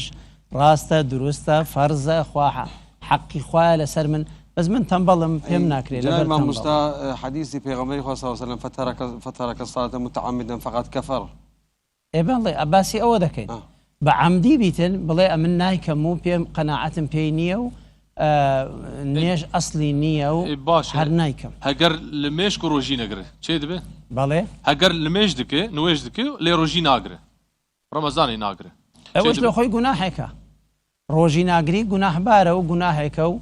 لە قیامەت ئەوە عایدی خوای رب العالمینە و لەوێش کەس نازانی یەغفر لمن یشاء لەوانەیە لێی خۆش مثلا شاد کەسێک مثلا ناخۆش بەڵێ نێژ علاقەی نییە بە ڕۆژی نێژەکە کە دەیکەی ئێمە بیدایەت باسمان کرد فمن يعمل مثقال ذرة خيرا يرى ومن يعمل مثقال ذرة شرا يرى مثقال ذرەیەک لە خێر و چاکە بزر نابێت زاکە نێژ دەکا نێژەکەی بۆ دەنووسرێ بە ڕۆژوش نابێتن ئەویش گوناحێکی بۆ دەنووسرێت باشە پێغەمبەر درودی خۆی لەسەر بێ دەفەرمێ الصلاة عماد الدین بەڵێ و هەر هاوکات پێغەمبەر درودی خۆی لەسەر بێ دەفەرمێ یەکەم شت لە دوا ڕۆژدا کە مرۆڤ حیسابی لەسەر دەکرێ نوێژە ئەگەر لە یەکەم شت ئیشەکە لە بەرژاندی ئەوقڵی بەسەر ئەمانە ئاماژەن بەوەی کە نوێژ نەکەر وەزعی زۆر زۆر خراپە والله أستاذ نێژ شتێکی کەم نییە طبعا دووەم ڕوکنە لە پاش أشهد أن لا إله إلا الله وأشهد أن محمدا رسول الله یەکسەر إقامة الصلاة نيج يعني كم لا بري قرآن هيك وأقيموا الصلاة تدا نبي نيج إشي كم نية لشريعتي أمدا نيج اتصالك لقر خوي رب العالمين استجابه لو نداء خوي رب العالمين كذا فرمي حي على الصلاة حاضر بونا لو لقائك لقر خوي رب العالمين كومضك شحني إيماني ورقري حتى هالرشكرة إلى قرآن فويل للمصلين الذين هم عن صلاتهم ساهون يعني كابران نيجيش ذكا بەڵام متهاوینە لە نێژەکەی شلی کردیە هەندێکی ناکە هەندێکی دەچی هەندێکی تاخیر دەبی نێژەکە دەکا فکری هەلەوێ نییە و یعنی کۆمەڵێک احتیماماتی پێ نەدایە بوویتە شتێکی ثانەوی خی گەورە هەڕەشەی لێ کردیە فەوەیلون وەیلیش عولەما دەڵێنیان عذابێکی تونند و تیژە یانی شوێنێکە لە ناو جەهەنەم قۆڵترین شوێنە بەس مامۆستا هەر ئەویان باشتر نییە لە نەکردنی بەی چۆن با بەرێ وەڵڵا بەس ئەگەر وەیلی لە بۆ هەبی وەیلیش قۆڕتێکە لە جەهەنەمەوەی تۆ دەیڵێ یا ستار کەوایە ئەو کەسە یعنی ئەوە دلیلە لەسەر گەورەی نوێژ کە من هینامەوە ئەو ئاەتەم هیناوە دلیلە لەسەر ئەوەی کە نوێژ گەورەیە یعنی نوێژ لە پاش ئیمانە نوێژ لە پاش ئیمانە یعنی تەهاونی تێدا زەحمەتە کابرا کە نایکاتن ئەگەر تەکاسولەن بیتن ئەوە خی گەورە بە گوناه دەینووسی و لۆی و گوناهەکەش ئینجا خی گەورە لە ڕۆژی قیامەت ڕەحمەتی زۆرە نوێژ نەکەر دەچێتە جەهەنەم دۆزەخ ئەگەر لەسەر نوێژ نەکردن بەردەوام بی هەر نەیکات ئەخە لێرە ئێستا دەبێ ڕوونیکەینەوە متعمد بی یانیش بە تەمبەڵی نەیکا ئەگەر لە تەمبەڵی بی باوەڕی وایە کە نوێژ واجبە ئەوە مسلمانە لێرە بای خۆی عذاب دەبینێت چونکە ئەوە نیە هەر کەسێک چوە جەهەنەم هەتا ببینێ حکم دەدرێت 10 ساڵە 15 ساڵە ڕۆژێکە دوانە 30 ساڵە 50 ساڵە ئەزانی بۆم دکتۆری دریس خوا دەفەرمێ ماسەلەکە کۆنفی سەخەر لە خەڵکی جەهەنەم دەپرسن ئێوە بۆ هاتوونەتە ئێرە یەکەم شتیان لەم نەکون منە المصلین بەڵێ ئێمە نوێژمان نەدەکرد وای ڕاست بەو پێبی ئەو کەسی نوێژ نەکە با شوێنی خۆی لە ئاگری جەهەنەم ئامادەکە ئەوەشکو گومان لەوەدا نییە ئێمە باسمان لە دنیادا کابرا ناتوانین بڵێن کافر بووە بە مطلقی دەنا لۆ قیامەت وەکووەتم لە قورئانێدا یعنی مرتبەی نێژ مرتبەی بەرزە ئینکار لە گەورەی نێژ ناکرێ ڕەنگە ئێستا ئەوانەی کە نوێژ ناکەن و ڕۆژوو دەگرن بڵێن باشە مادەم ئێمە هەر بچینە دۆزاخ کەوایە بۆ ڕۆژوو بگرین لە سبەی نێوە خەڵاستیتر آخر ڕۆژوەکەش کاکە خێرەکەی خۆی دەنووسرێتن ڕۆژوەکەش چاکەیە و لەوی دەنووسرێ لەوانەیە بە چاکەی ئەو ڕۆژوە لە ئاگرەکە ڕزگاری بێت تەرازووی چاکە و خراپە ئەتو ڕاستە ئەگەر نێژ ناکەی خراپەیەکە تێ بەڵام ئازابە چاکەکەت پڕکە زۆریکە ئەگەر جنابەت دەفەرمی ئەگەر متعمد ئەگەر عەمدەن نوێژەکە تەرک بکەی ئەوە کافری دێدر باڵێشک و گومان لەوەدا وەختی کافرێت وەختی کافرە وەختی ئەو ڕۆژوە بگرێت چ مەسەلەن اینجا ئەگەر ئیمانی بەڕ نێژەکە نییە چ ئیشی لە ڕۆژیە یعنی باشتر ڕۆژی نەبیت لە مێژ دکە و ڕۆژی دەگرێت بەس قاتع الرحم و زەکاتی ناد و گەلا جیاوی دکە و بەحسابی ئەوانەش هەمووی گوناحن دەنووسرێن دەستە سەر تەرازوی خراپەکەی نێژەکەش دەکا و ڕۆژی دەگرێت چاکەکەی لۆ دەنووسێ بەڵێ ئەی خۆسەڵی ڕەحمانایەوە نییە کە کابرا بووە کافر سەلەفی ساڵح دەجێڕنەوە دەڵێن ئێمە پێوەرێکمان هەبوو دەمانزانی داخۆین نوێژەکەمان قبوڵە یاننا ئەگەر دوای نوێژەکە منی گەڕاندەوە لە خراپە إن الصلاة تنهى عن الفحشاء والمنكر کەوایە نوێژەکەم قبول بووە ئەگەر من بەردەوام بووم لەسەر خراپە کەوایە نوێژەکەم قبول نەبووە مەرز نییە دکتۆر یەک لە زمانی عەرەبی یەک لە معنایەکانی تەنها يعني تمحو إن الصلاة تنهى عن الفحشاء والمنكر تنهى يعني تمحو الفحشاء والمنكر إذا فعلتها والله أو مجديتي خوش والله دنا لزماني عربي تنهى يقل معناه كان يعني تمحو أو نيجل أو نيجل رشيد كاتوا نهيتك بس كفارة نيجل بين بالله أدي الصلاة بوشي كيتوا يعني بالله أقرب ما نشيب كيتوا جنابي دكتور فرموي سلفي صالح ديانود بەوە دەمانزانی نێژەکەمان قبوڵە یان قبوڵ نییە بەوەی ئێمە لە خراپە ئەگەڕینەوە یان نەگەڕینەوە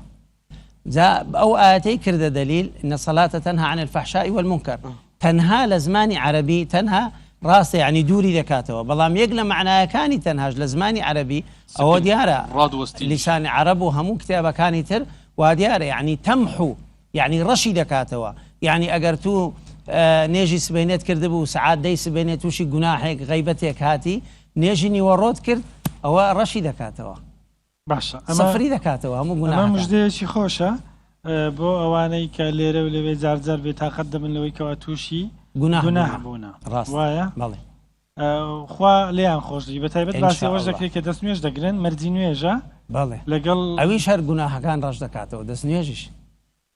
ئەوەش گوناحەکان ڕەش دەکات لەگەر ئاخر قەترەی ئاو فەرمودەی پێغەمبەر ئەمە گرنگە بەڵام دکتۆری دریس بەڵێ گیان ڕەنگە خەڵکە هەندێک جارێ مەدادەنیشین لە بینی خۆمان گفتوگۆ دەکەین دەڵێن هۆکاری ئەوە چییە ئەتوو کە ئەگەر بچێ بۆ نمونە ناو بازارە هەر یەکێک لە شارەکانی کوردستان ئەو مزگەوتی لە ناو بازارە لە کاتی بانگدان شوێنت بەدەست ناکەوی ئەگەر تۆزێک درەنگ بچی بۆ ئەوی نوێژی بە کۆمەڵ بکەیت چکر خەڵکەکە دەچی نوێژ بە کۆمەڵ دەکا بەڵام هەر ئەو خەڵکە کە دێتە دەرێ ڕەنگە قۆڵی یەکتر ببڕی لە بازار ڕەنگە درۆ لەگەڵ یەکتر بکە ڕەنگە خیانەت لە یەکتر بکە ئەم نوێژانەی ئێمە بە کورتیەکەی بۆ وامان لێ ناکەن ئێمە لە خراپە بە دوورکەوینەوە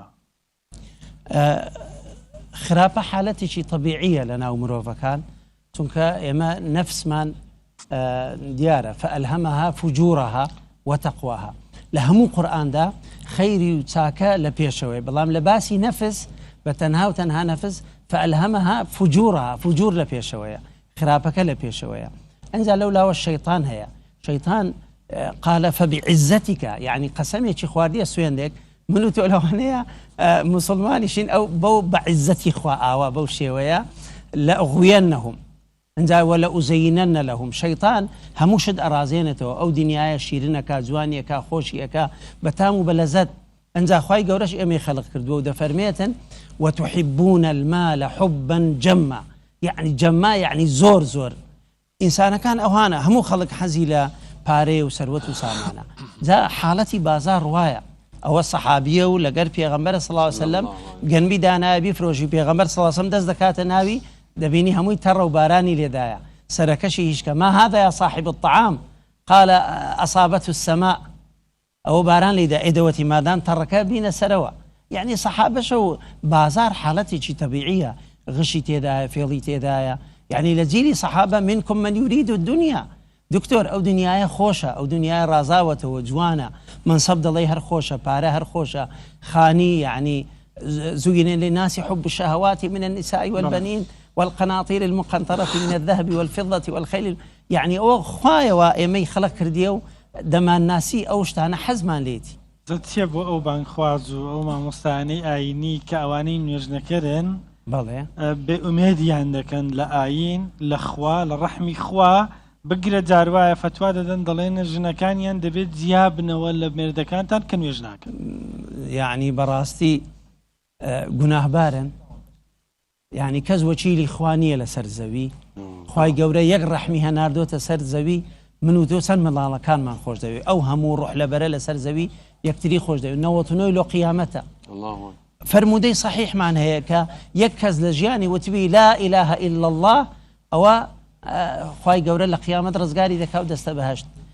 ئەو بانخوازانەی خەڵک وا بێ ئومێد دەکەن حەز دەکەم بچنە خزمەتی قورئان ئوستاد ئێمە مشکلە ئەوەیە قسەی کابرایەک 1200 ساڵ پێشی ئێستا لە قڕنی 2 هیجری قسەی کردیە لەکنمان بوویتە دین لەکنمان بوویتە نەس و ئەو بانخوازە قسەی ئەو دەکاتەوە دەڵێ دەوی ژنەکەی لێ جابێتەوە و دەویان ئەگەر پیاوەکە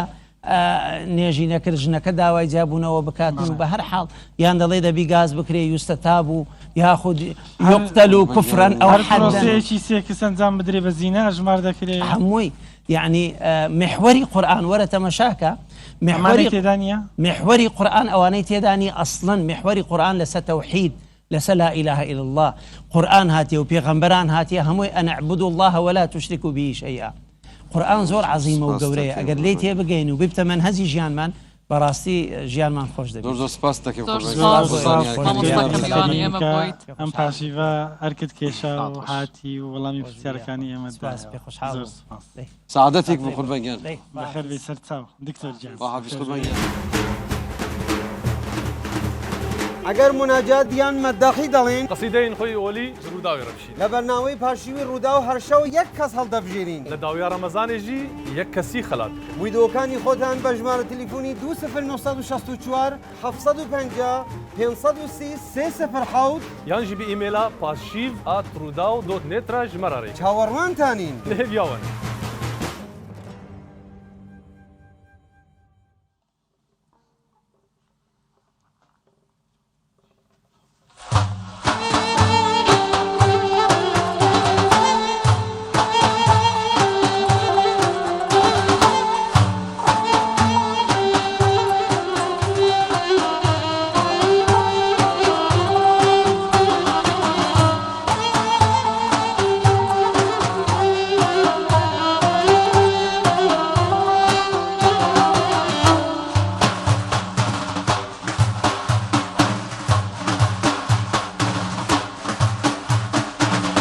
من ديا محبت شرنگا سهتد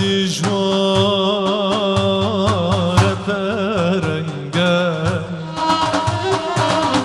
من مدام دل جيب هنگا نالينو في غانم از من ديا محبت شرنگا سهتد جوار پرنگا من مدام دل جيب هنگا نالينو في غانم از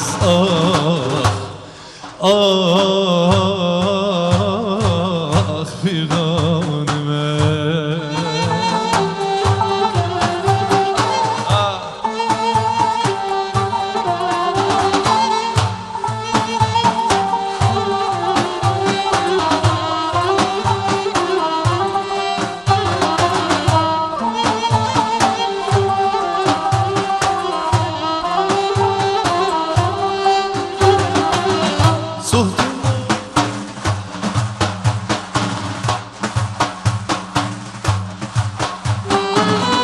صهتمو درده بینه کس باورنا کت یقینه صهتمو درده بینه کشتمونا کت یقینه کس باورنا کل بجینه لو بی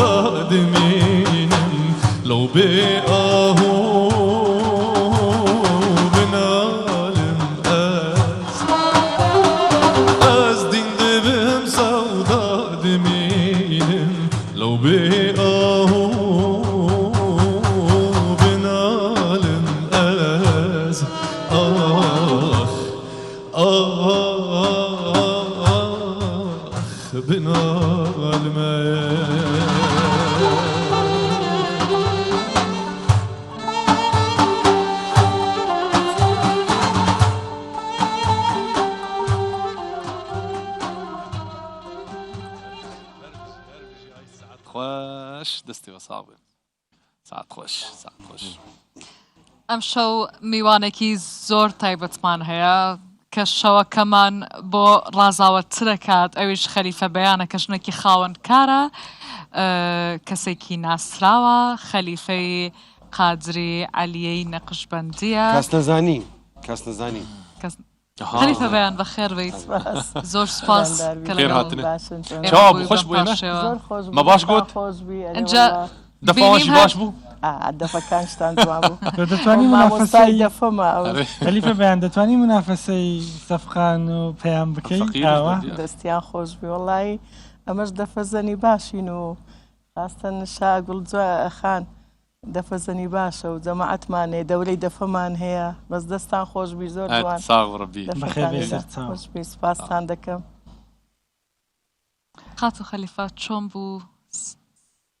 باسی ئەوم بۆ بکە چۆن بوویتە چۆن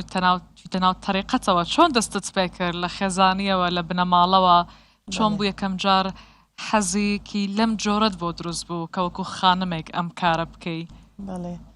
پێشەچی دەستخۆشیتان لێ دەکەین بۆ بەرنامەکەتان کە ئەمەتان داوەت کرد و دەستان خۆش بیاڕەبی بە بۆنەی مانجی ڕەمەزانی دەستخۆشیتان لێ دەکەین پێش ئەوەی کە تەشریف بێنی شەوانی ڕابردوو بەرنامەکەیم بەتبینی نەوەڵا مەجالم نەبووە لەبەر تەراویح و میوان و نەمدی بە بەڵێ ئیدی لە خوای بزیاد بێ تاعەتی هەموو لای قبول بێ ئینشاڵڵا مانگەکی پیرۆزار بەخۆشی بن سەلامەت بن بەنسبەت سوئالی ئەو بەڕێزێ الحەمدلله ئەمە لە منداڵی وار حەزم لە دین و ئەو ڕێگایە بوو خوش دای الحەمدلله ڕێگایەکی ڕاست و پاکمانگە یەکەم جار چۆن بوو دەست پێ کرد یەکەم جار وەڵاهی جارەکەی دیژ ئەو سوالەتان لە من کرد ئەوە شتێکی دوور و درێژە ئیشاڵڵا کاتێکی دی باز دەکەین طبعا لە باب و باپیران و ئەمە عایلەکی لە ئیجادەوە بە دینین حەزمان لە دینە و خۆم هەر خودی خۆم حەزم لە خزمەتکردنی خەڵکە و بسڵمانانە و ئەو تەریقەتەیە و ئەو دینەیە باشە ئێوە حەڵقەی زیکرتان هەیە بەێ باسمان بۆ بکات تەچیەکەتان چۆنە چێ دێتە تەچیەکەتان تەنها ئافرەت دێن یان پیاویش دێن واللهی تەچیەکەمان لە خوای بە زیادبی زۆر بە بەرەکەتە تەچیەمان هەفتەی 2 جار زکرمان هەیە سێشەمان و جمعانە سێشەمان بە زۆری خەڵکەکی زۆر دێ عەرەب دێ تورک دێ لە ئەنحای عالەم خەڵک دێ زۆر جار بە پاس لە سلێمانی دێن شەو دەمینێنەوە لە بەغدا دێن لە ئێران دێن دەروێشمان زۆرن ماشەڵڵا عەدەدێک ینی چەند دەروێشتان هەیە تقریبا بەنزیکی ئەگەر بە وردی واللهی ماشەڵڵا زۆرە تقریبی بەنزیکی 5,000 6,000 هەموو ژنن هەمووی ئافرەت بەڵێ پیاویشمان بێتر ئێ بێتر نانا مەزنن جاحێلن ئەوها گەنجن تەڵەبەنە بەتەمەنن ئەنواعی تێدایە بەرپرسیشی تێدایە ینی دەروێشی تۆبی مەسوول بی ئەرێ والله مامۆستای تێدایە مدیری مەدرسەی تێدایە ئینسانی کیباری تێدایە ئەنواع و ئەشکال دێن زۆر جار پیاویش دێ ئەمە تەریقەی دەدەینێ ئەو پیاوەش ملتەزم دەبیتن چه تەریقەی دەداتە پیاوەکەی تۆ بە خۆم بەڵێ خۆم ئیجازەم هەیە لە جەنابی شێخەوە کاتی خۆی وەرم گرت ئەم دەتانم تەریقەی بدەم ئێرشاد بدەم و دەتانم تەچێشدا بنێم مەقسەد لە کەسێک تێیدا هەیە دەتوانی دەتانم بلێم ئەتوو تەچێی دانێ بیکەمە خەلیفە سەرپەرشتی ئەو تەچێی بکە بۆ ئەوەی کەسێک ئیجازە وەربگرێت لە لای ئێوە بێ بە خەلیفە و بتوانێت تەکێ دابنێ ئەبێت چ مەرحەلەیە ببڕە لە لای ئێوە ئەبێت چی بکات بەڵێ واللهی بەنسبەت کە یەکسەر ببتە خەلیفە چۆن دەبتە خەلیفە ئەو کەسە دەبی مامۆستا بی خوێندەوار بی قورئان خوێن بی دەفەی بزانی لێدا تەپڵی بزانی لێدا ناتق بی زیرەک بی ئەو دەتان یەکسەر ببتە خەلیفە چەند ساڵات درێژتکە چەند ساڵ تقریبا چۆن هەگەر یەک بێن نزانم تشتێکی هات جەمە دخواست خەلیفە دەبی ئەوەل جار تەریقەی وەگری دەروێش بی هاتو چوو تەچێی بکە فێر دەبی فێرە دەفە دەبی فێرە تەواشی حەکان دەبی فێرە نیزام دەبیتن ئەمە ئیلتیزاماتمان هەیە جنابی خەلیفە لە لەحازی ڕۆحیەوە ئێوە چۆن لەسەری ئەو شخصە ئیشەکەین والله زۆر مهمە تەریقە لە ناحیەی ڕوحیەوە چونکە ئەوە چون گرنگترین مربوطەوە گرنگترین و مهمترین شوێن لە تەریقەت ڕۆحە بەێ زۆر قسەکە جوانە ئەمە ئیشی مەدائیمە لە ڕوحانیەتە یعنی کە ذکر دەکرێت حەڵقەی ذکری دەبەستین ئەو دەروێشە دەکەوتە ئەحوال ڕوحانیەتی ئیش دەکە یعنی زۆر مهمە دەتوانی باسێکی حەڵقەی زیکرمان بۆ بکەی چەند کاژێر دەخایەنی زیکرەکان چین کە دەیڵێن بەڵێ زیکرەکان پێشەچی کە دەست پێ دەکەین دەروێشەکان دێن حەڵقەی دەبەستندا دەنیشن زلچیان هەموو ئیلتیزامات جلچی ڕەش چەفێی سپی لە بەدەکەن جوان ئەمە دەست پێ دەکەن بە ئەستەغفیر الله بە تەسبیحات 300 لا إله إلا الله 300 الله الله صلوات لەسەر پێغەمبەر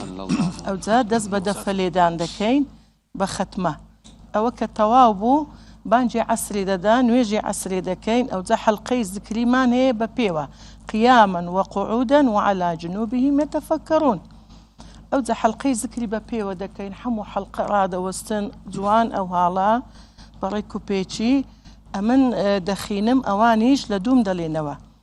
ئەوجاگە کات هەبی بڵێن بە کورتی بڵێ ئەمن لە ناوەندی ڕادەوەستم گۆپاڵەکی لە دەستم دەگرم جوان زلچی زکریم طبعاً جودایە وڵا بریا بە گۆپارەکەش تینە بەلەگە والله گەرم زانیمینە ئەزلچی زکری شونە بەردەکرد ئینشاءڵڵا وەکو عەسکەریە بەڵێ أوزلم الله استغفر الله دايم استغفر الله الله استغفر الله دايم استغفر الله لك الحمد يا قدوس لا إله إلا الله سيدر يا الله دايم الله يا الله دايم الله يا حي أنت الحي ليس الباقي إلا حي أو هم لدوم دلينوا أو دسي قل هو الله دخينين باشان دكينا حي الله حي الله حي الله حي الله حي الله غوثي الله دائم الله قادر الله نور الله يا حي الله قيوم الله دائم هەتەن ئەوەکانی خوای تەواو دەبی ئەوجا دەلێن يا الله يا الله حمدا حي الله دايم الله حي الله غوث غوث حي الله الله الله حي الله الله غوث الله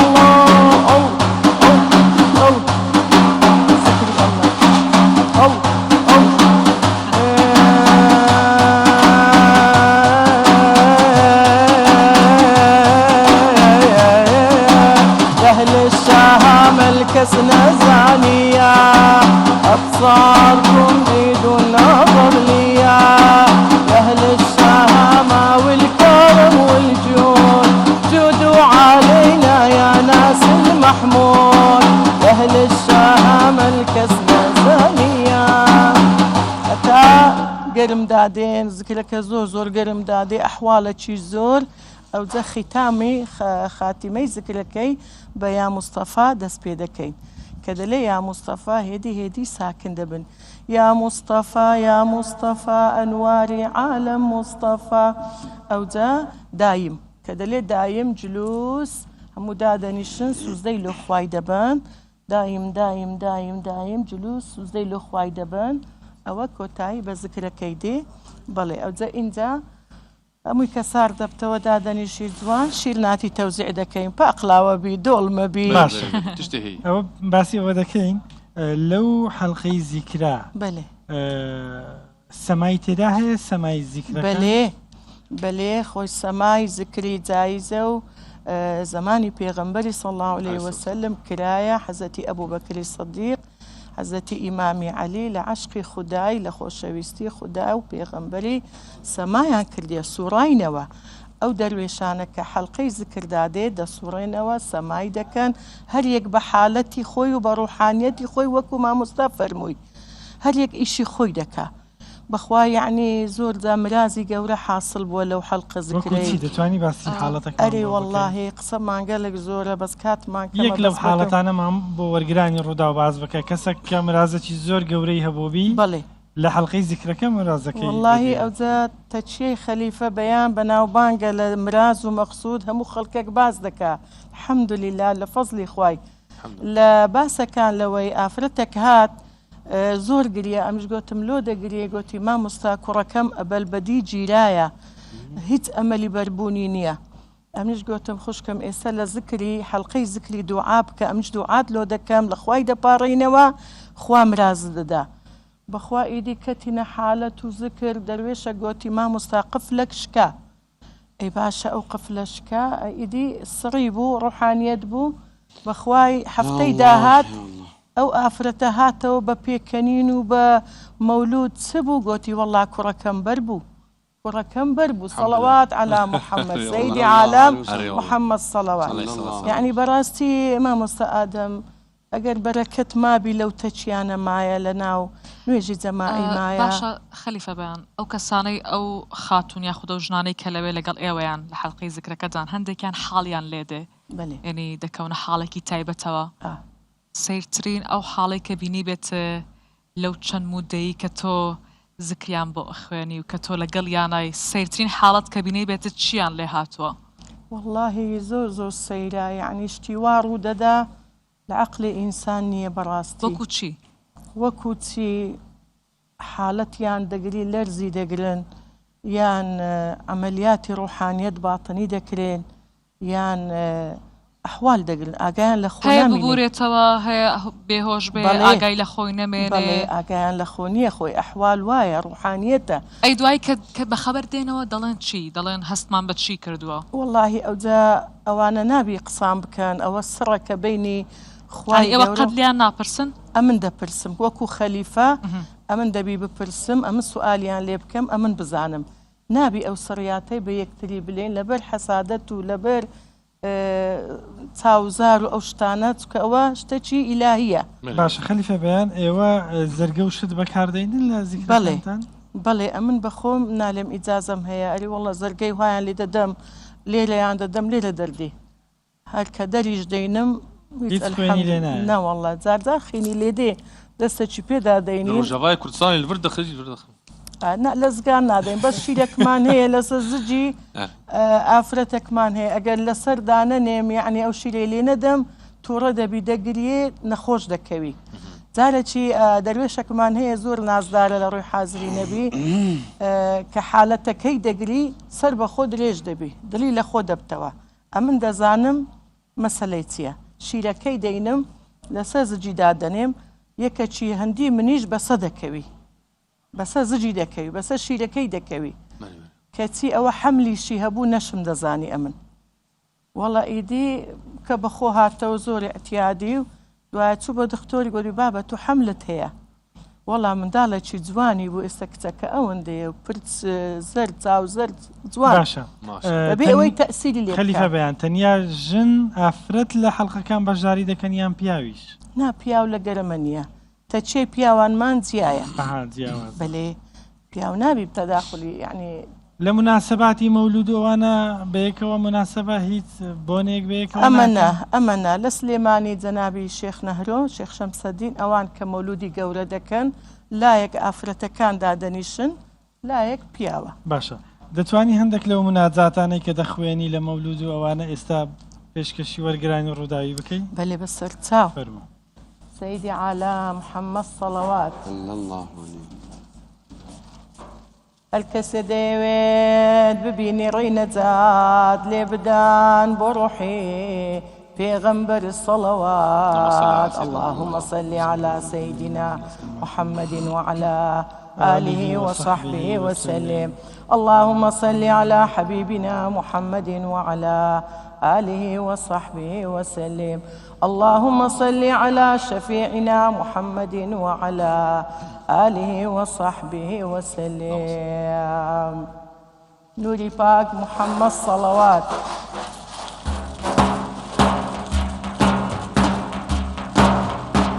أي نقاران جارا مسيتي دبا درقاي وفا بكريتوا صلوا على محمد طه الأمين محمد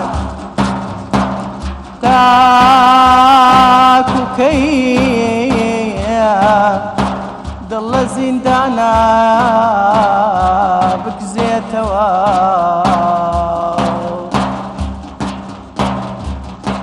صبري أيوب لتشيبو زواني يوسف كيد عمرم دروج بين زتشي موا عمر كروي ناقريتوا أيوا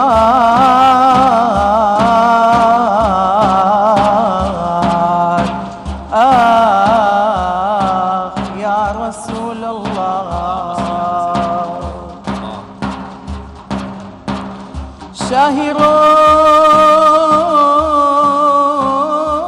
شاهرون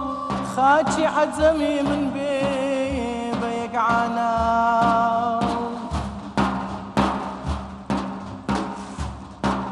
والله زمان يوسف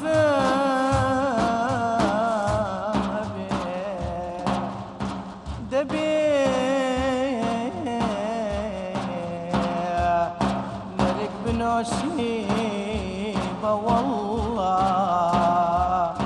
هيداد وبعداد هيداد وبعداد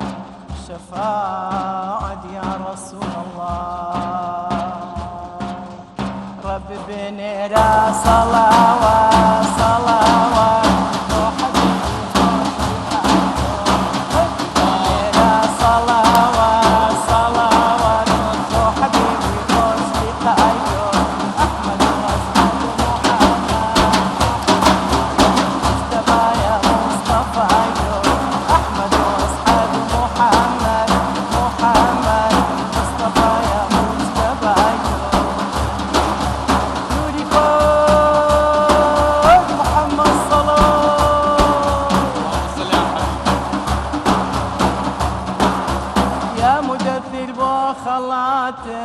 يا مدثر بوك لايتو يا سنا لقبي تشريفه تشريفه طه يا بوداي قنايتو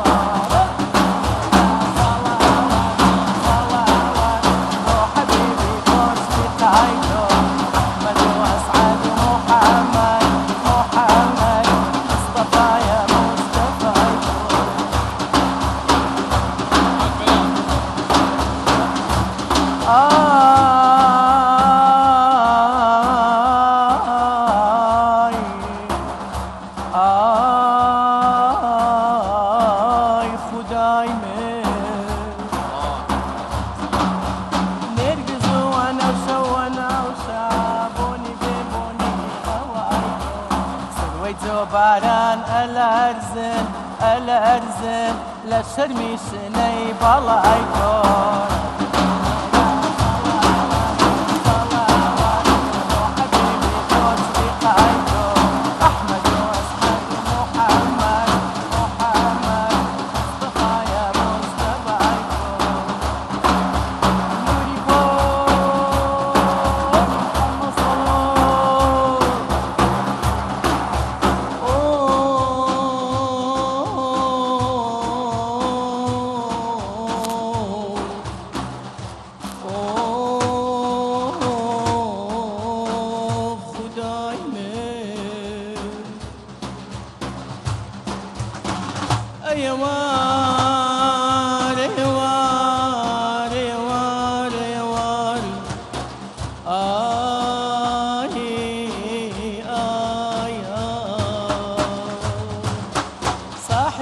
سيدة مولانا وهم عالم مولايتو صاحب سيدة مولانا وهم عالم مولايتو ويتو باران دلرزن دلرزن لشرمي شني بلاي دور بالناس أوا صلوات وحبيبي توصلي قايدور أحمد وأسعد ومحمد محمد مصطفى يا مجتبى يدور Dank Sagbeel, Samandrishri. ممنون زور بخير بي زور سپاس بخیر به. والله ما مستتر دوباره مانگی رمضان پیروز به. رمضان لإيوش پیروز بی هساق و سلامت بن همتی خدا و پیری طریقتو او ذکرو حلقه امده بستین انشاءالله دعا لو جنابتان دکین لو شارکمان دکین لو کردستانەکەمان دەکەین خوا حەفزکە ئینشاءالله. آمین یا ربی آمین یا ربی آمین یا ربی. ئای سعات زۆر سوپاس خەلیفە بەیان ئەوەی کە خەلیفە بەیان وتی بریتی بوو لە مناجاتی کوردی وانە کە ئێمەش مەبەستمانە لە پێشبڕکێیەکە ئینشاءالله ئەو عەزیزانە لە هەر چوار پارچەی کوردستان بۆ ئێمە ئەو مناجاتەنە ڕەنگینە خانمانیش ئەتوانن بۆ ئێمەی بنێرن؟ بەڵێ بێگومان خانمانیش ئەتوانن بۆ ئێمەی بنێرن بەس بە هەموو زاراوەکان بۆمان بنێرن بە ستایلێکی زۆر جوان بە مۆبایلەکە پان بێ بە ڕەنگی جوان بە دەنگی جوان ئینشاءالله بتوانن براوەی ئەو خەڵاتە باشە. ئامین یا ربی دەستێ وەساغ بێ سعات خۆش بێت. زۆر سپاس. 5 دقەوشی خۆشمان هەیە بلێم ئەوەی کات زۆر ناخ بەڵێ دووتەوە ئەوەیە دوو خەت انشاءالله. حبیبی عالم محەممەد صەڵەوات.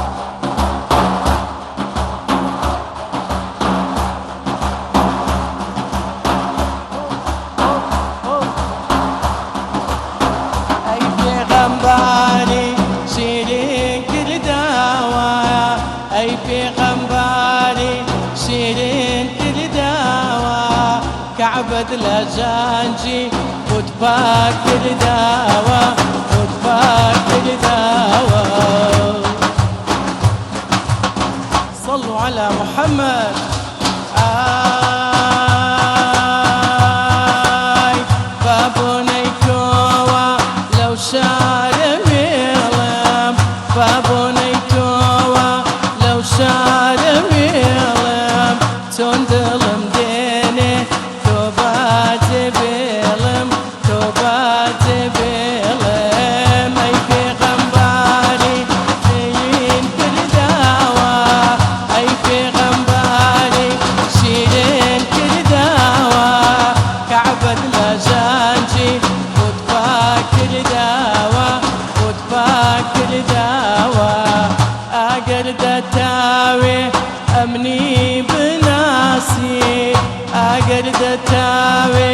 أمني بناسي ورجل آلاي شيكاس نزاني شيكاس نزاني أي پیغمبري شيرين كرداوا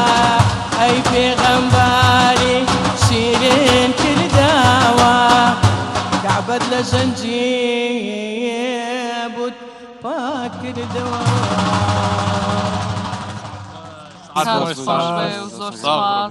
گەیشتینە بەشی کۆتایی پاشی پەیامی عەزیزی بەچی کۆتایی بە پاشی ببینین؟ وڵا بە دوو ئاهەنگی ئەی گۆڵ گیانم گۆڵ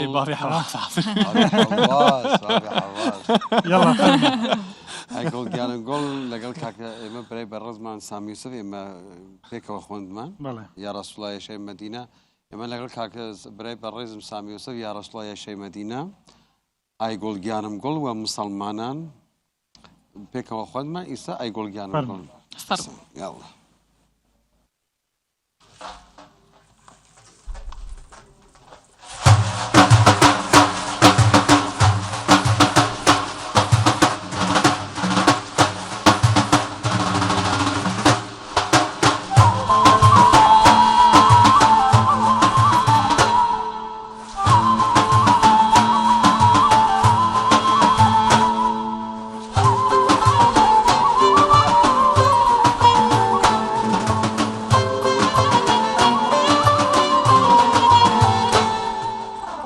قل جانم قول أي لم قل أنا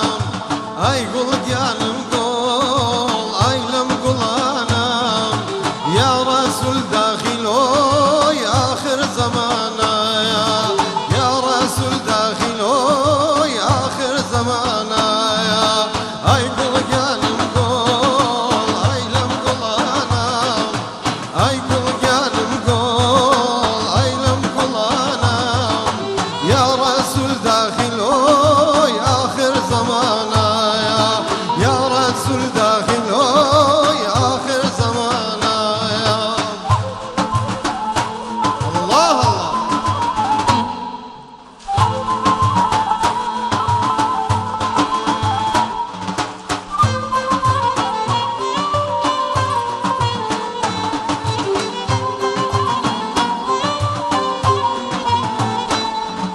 مدينة بيان منزل قاي رسول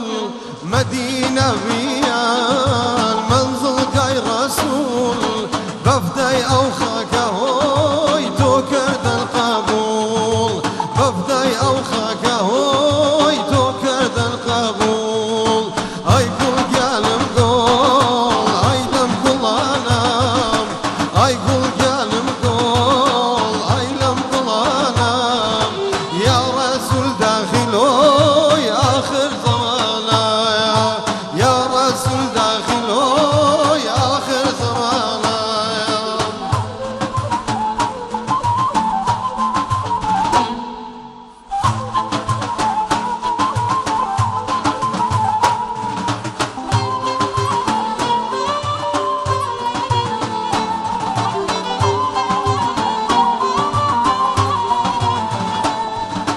رقي مدينة بكيل البكول رقي مدينة بكيل البكول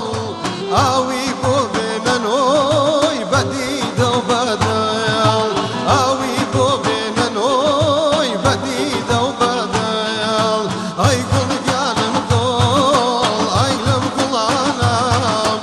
أي قل جانم قول أي لم قل أنا يا رسول داخلوي آخر زمانا يا رسول داخلوي آخر زمانا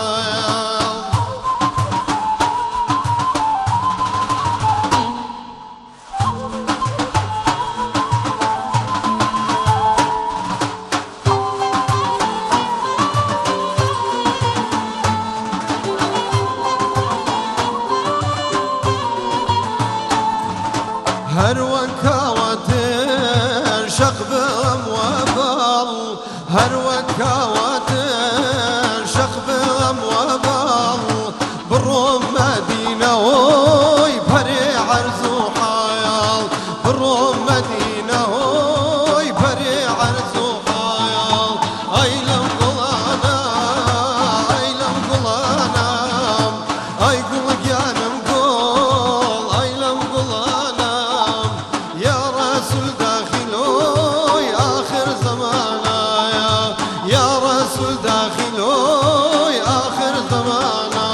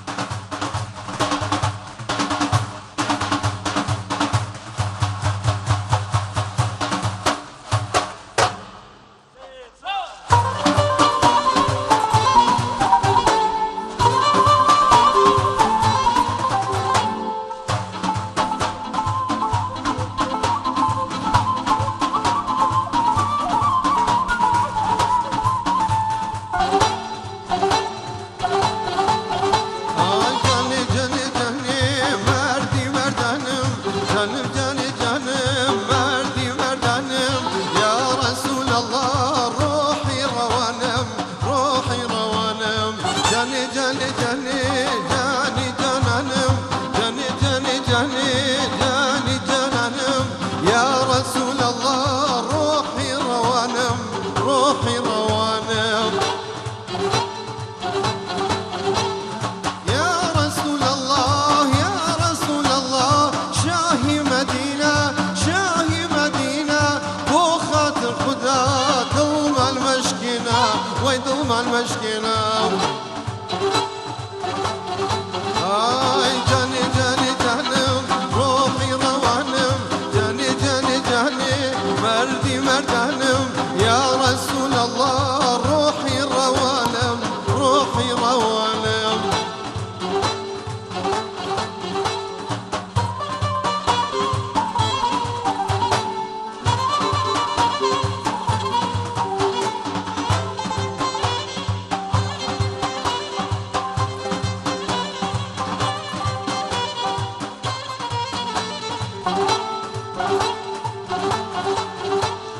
يا رسول الله يا رسول الله فرق سختل فرق سختل شاهو جداخي آهي من سردن آهي من سردن آي جاني جاني جاني مردي مردانم جاني جاني جانم مردي مردانم يا رسول الله روحي روانم روحي روانم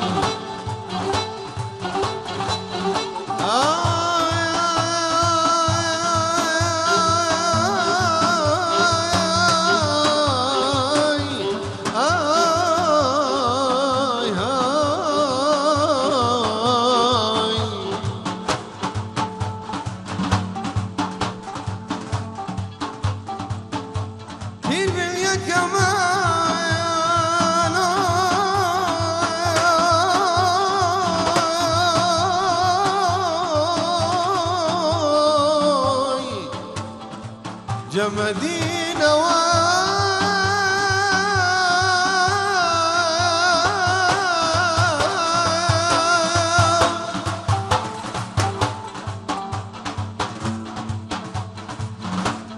يا كمان جمدينا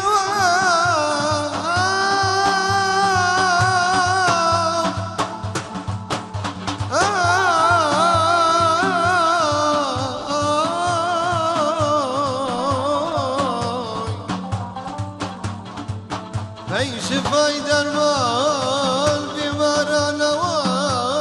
وبوانا كام هي شفاي درمان بمرانا جاني جاني جاني مردي مردانم جاني جاني جاني مردي مردانم يا رسول الله روحي روانم روحي روانم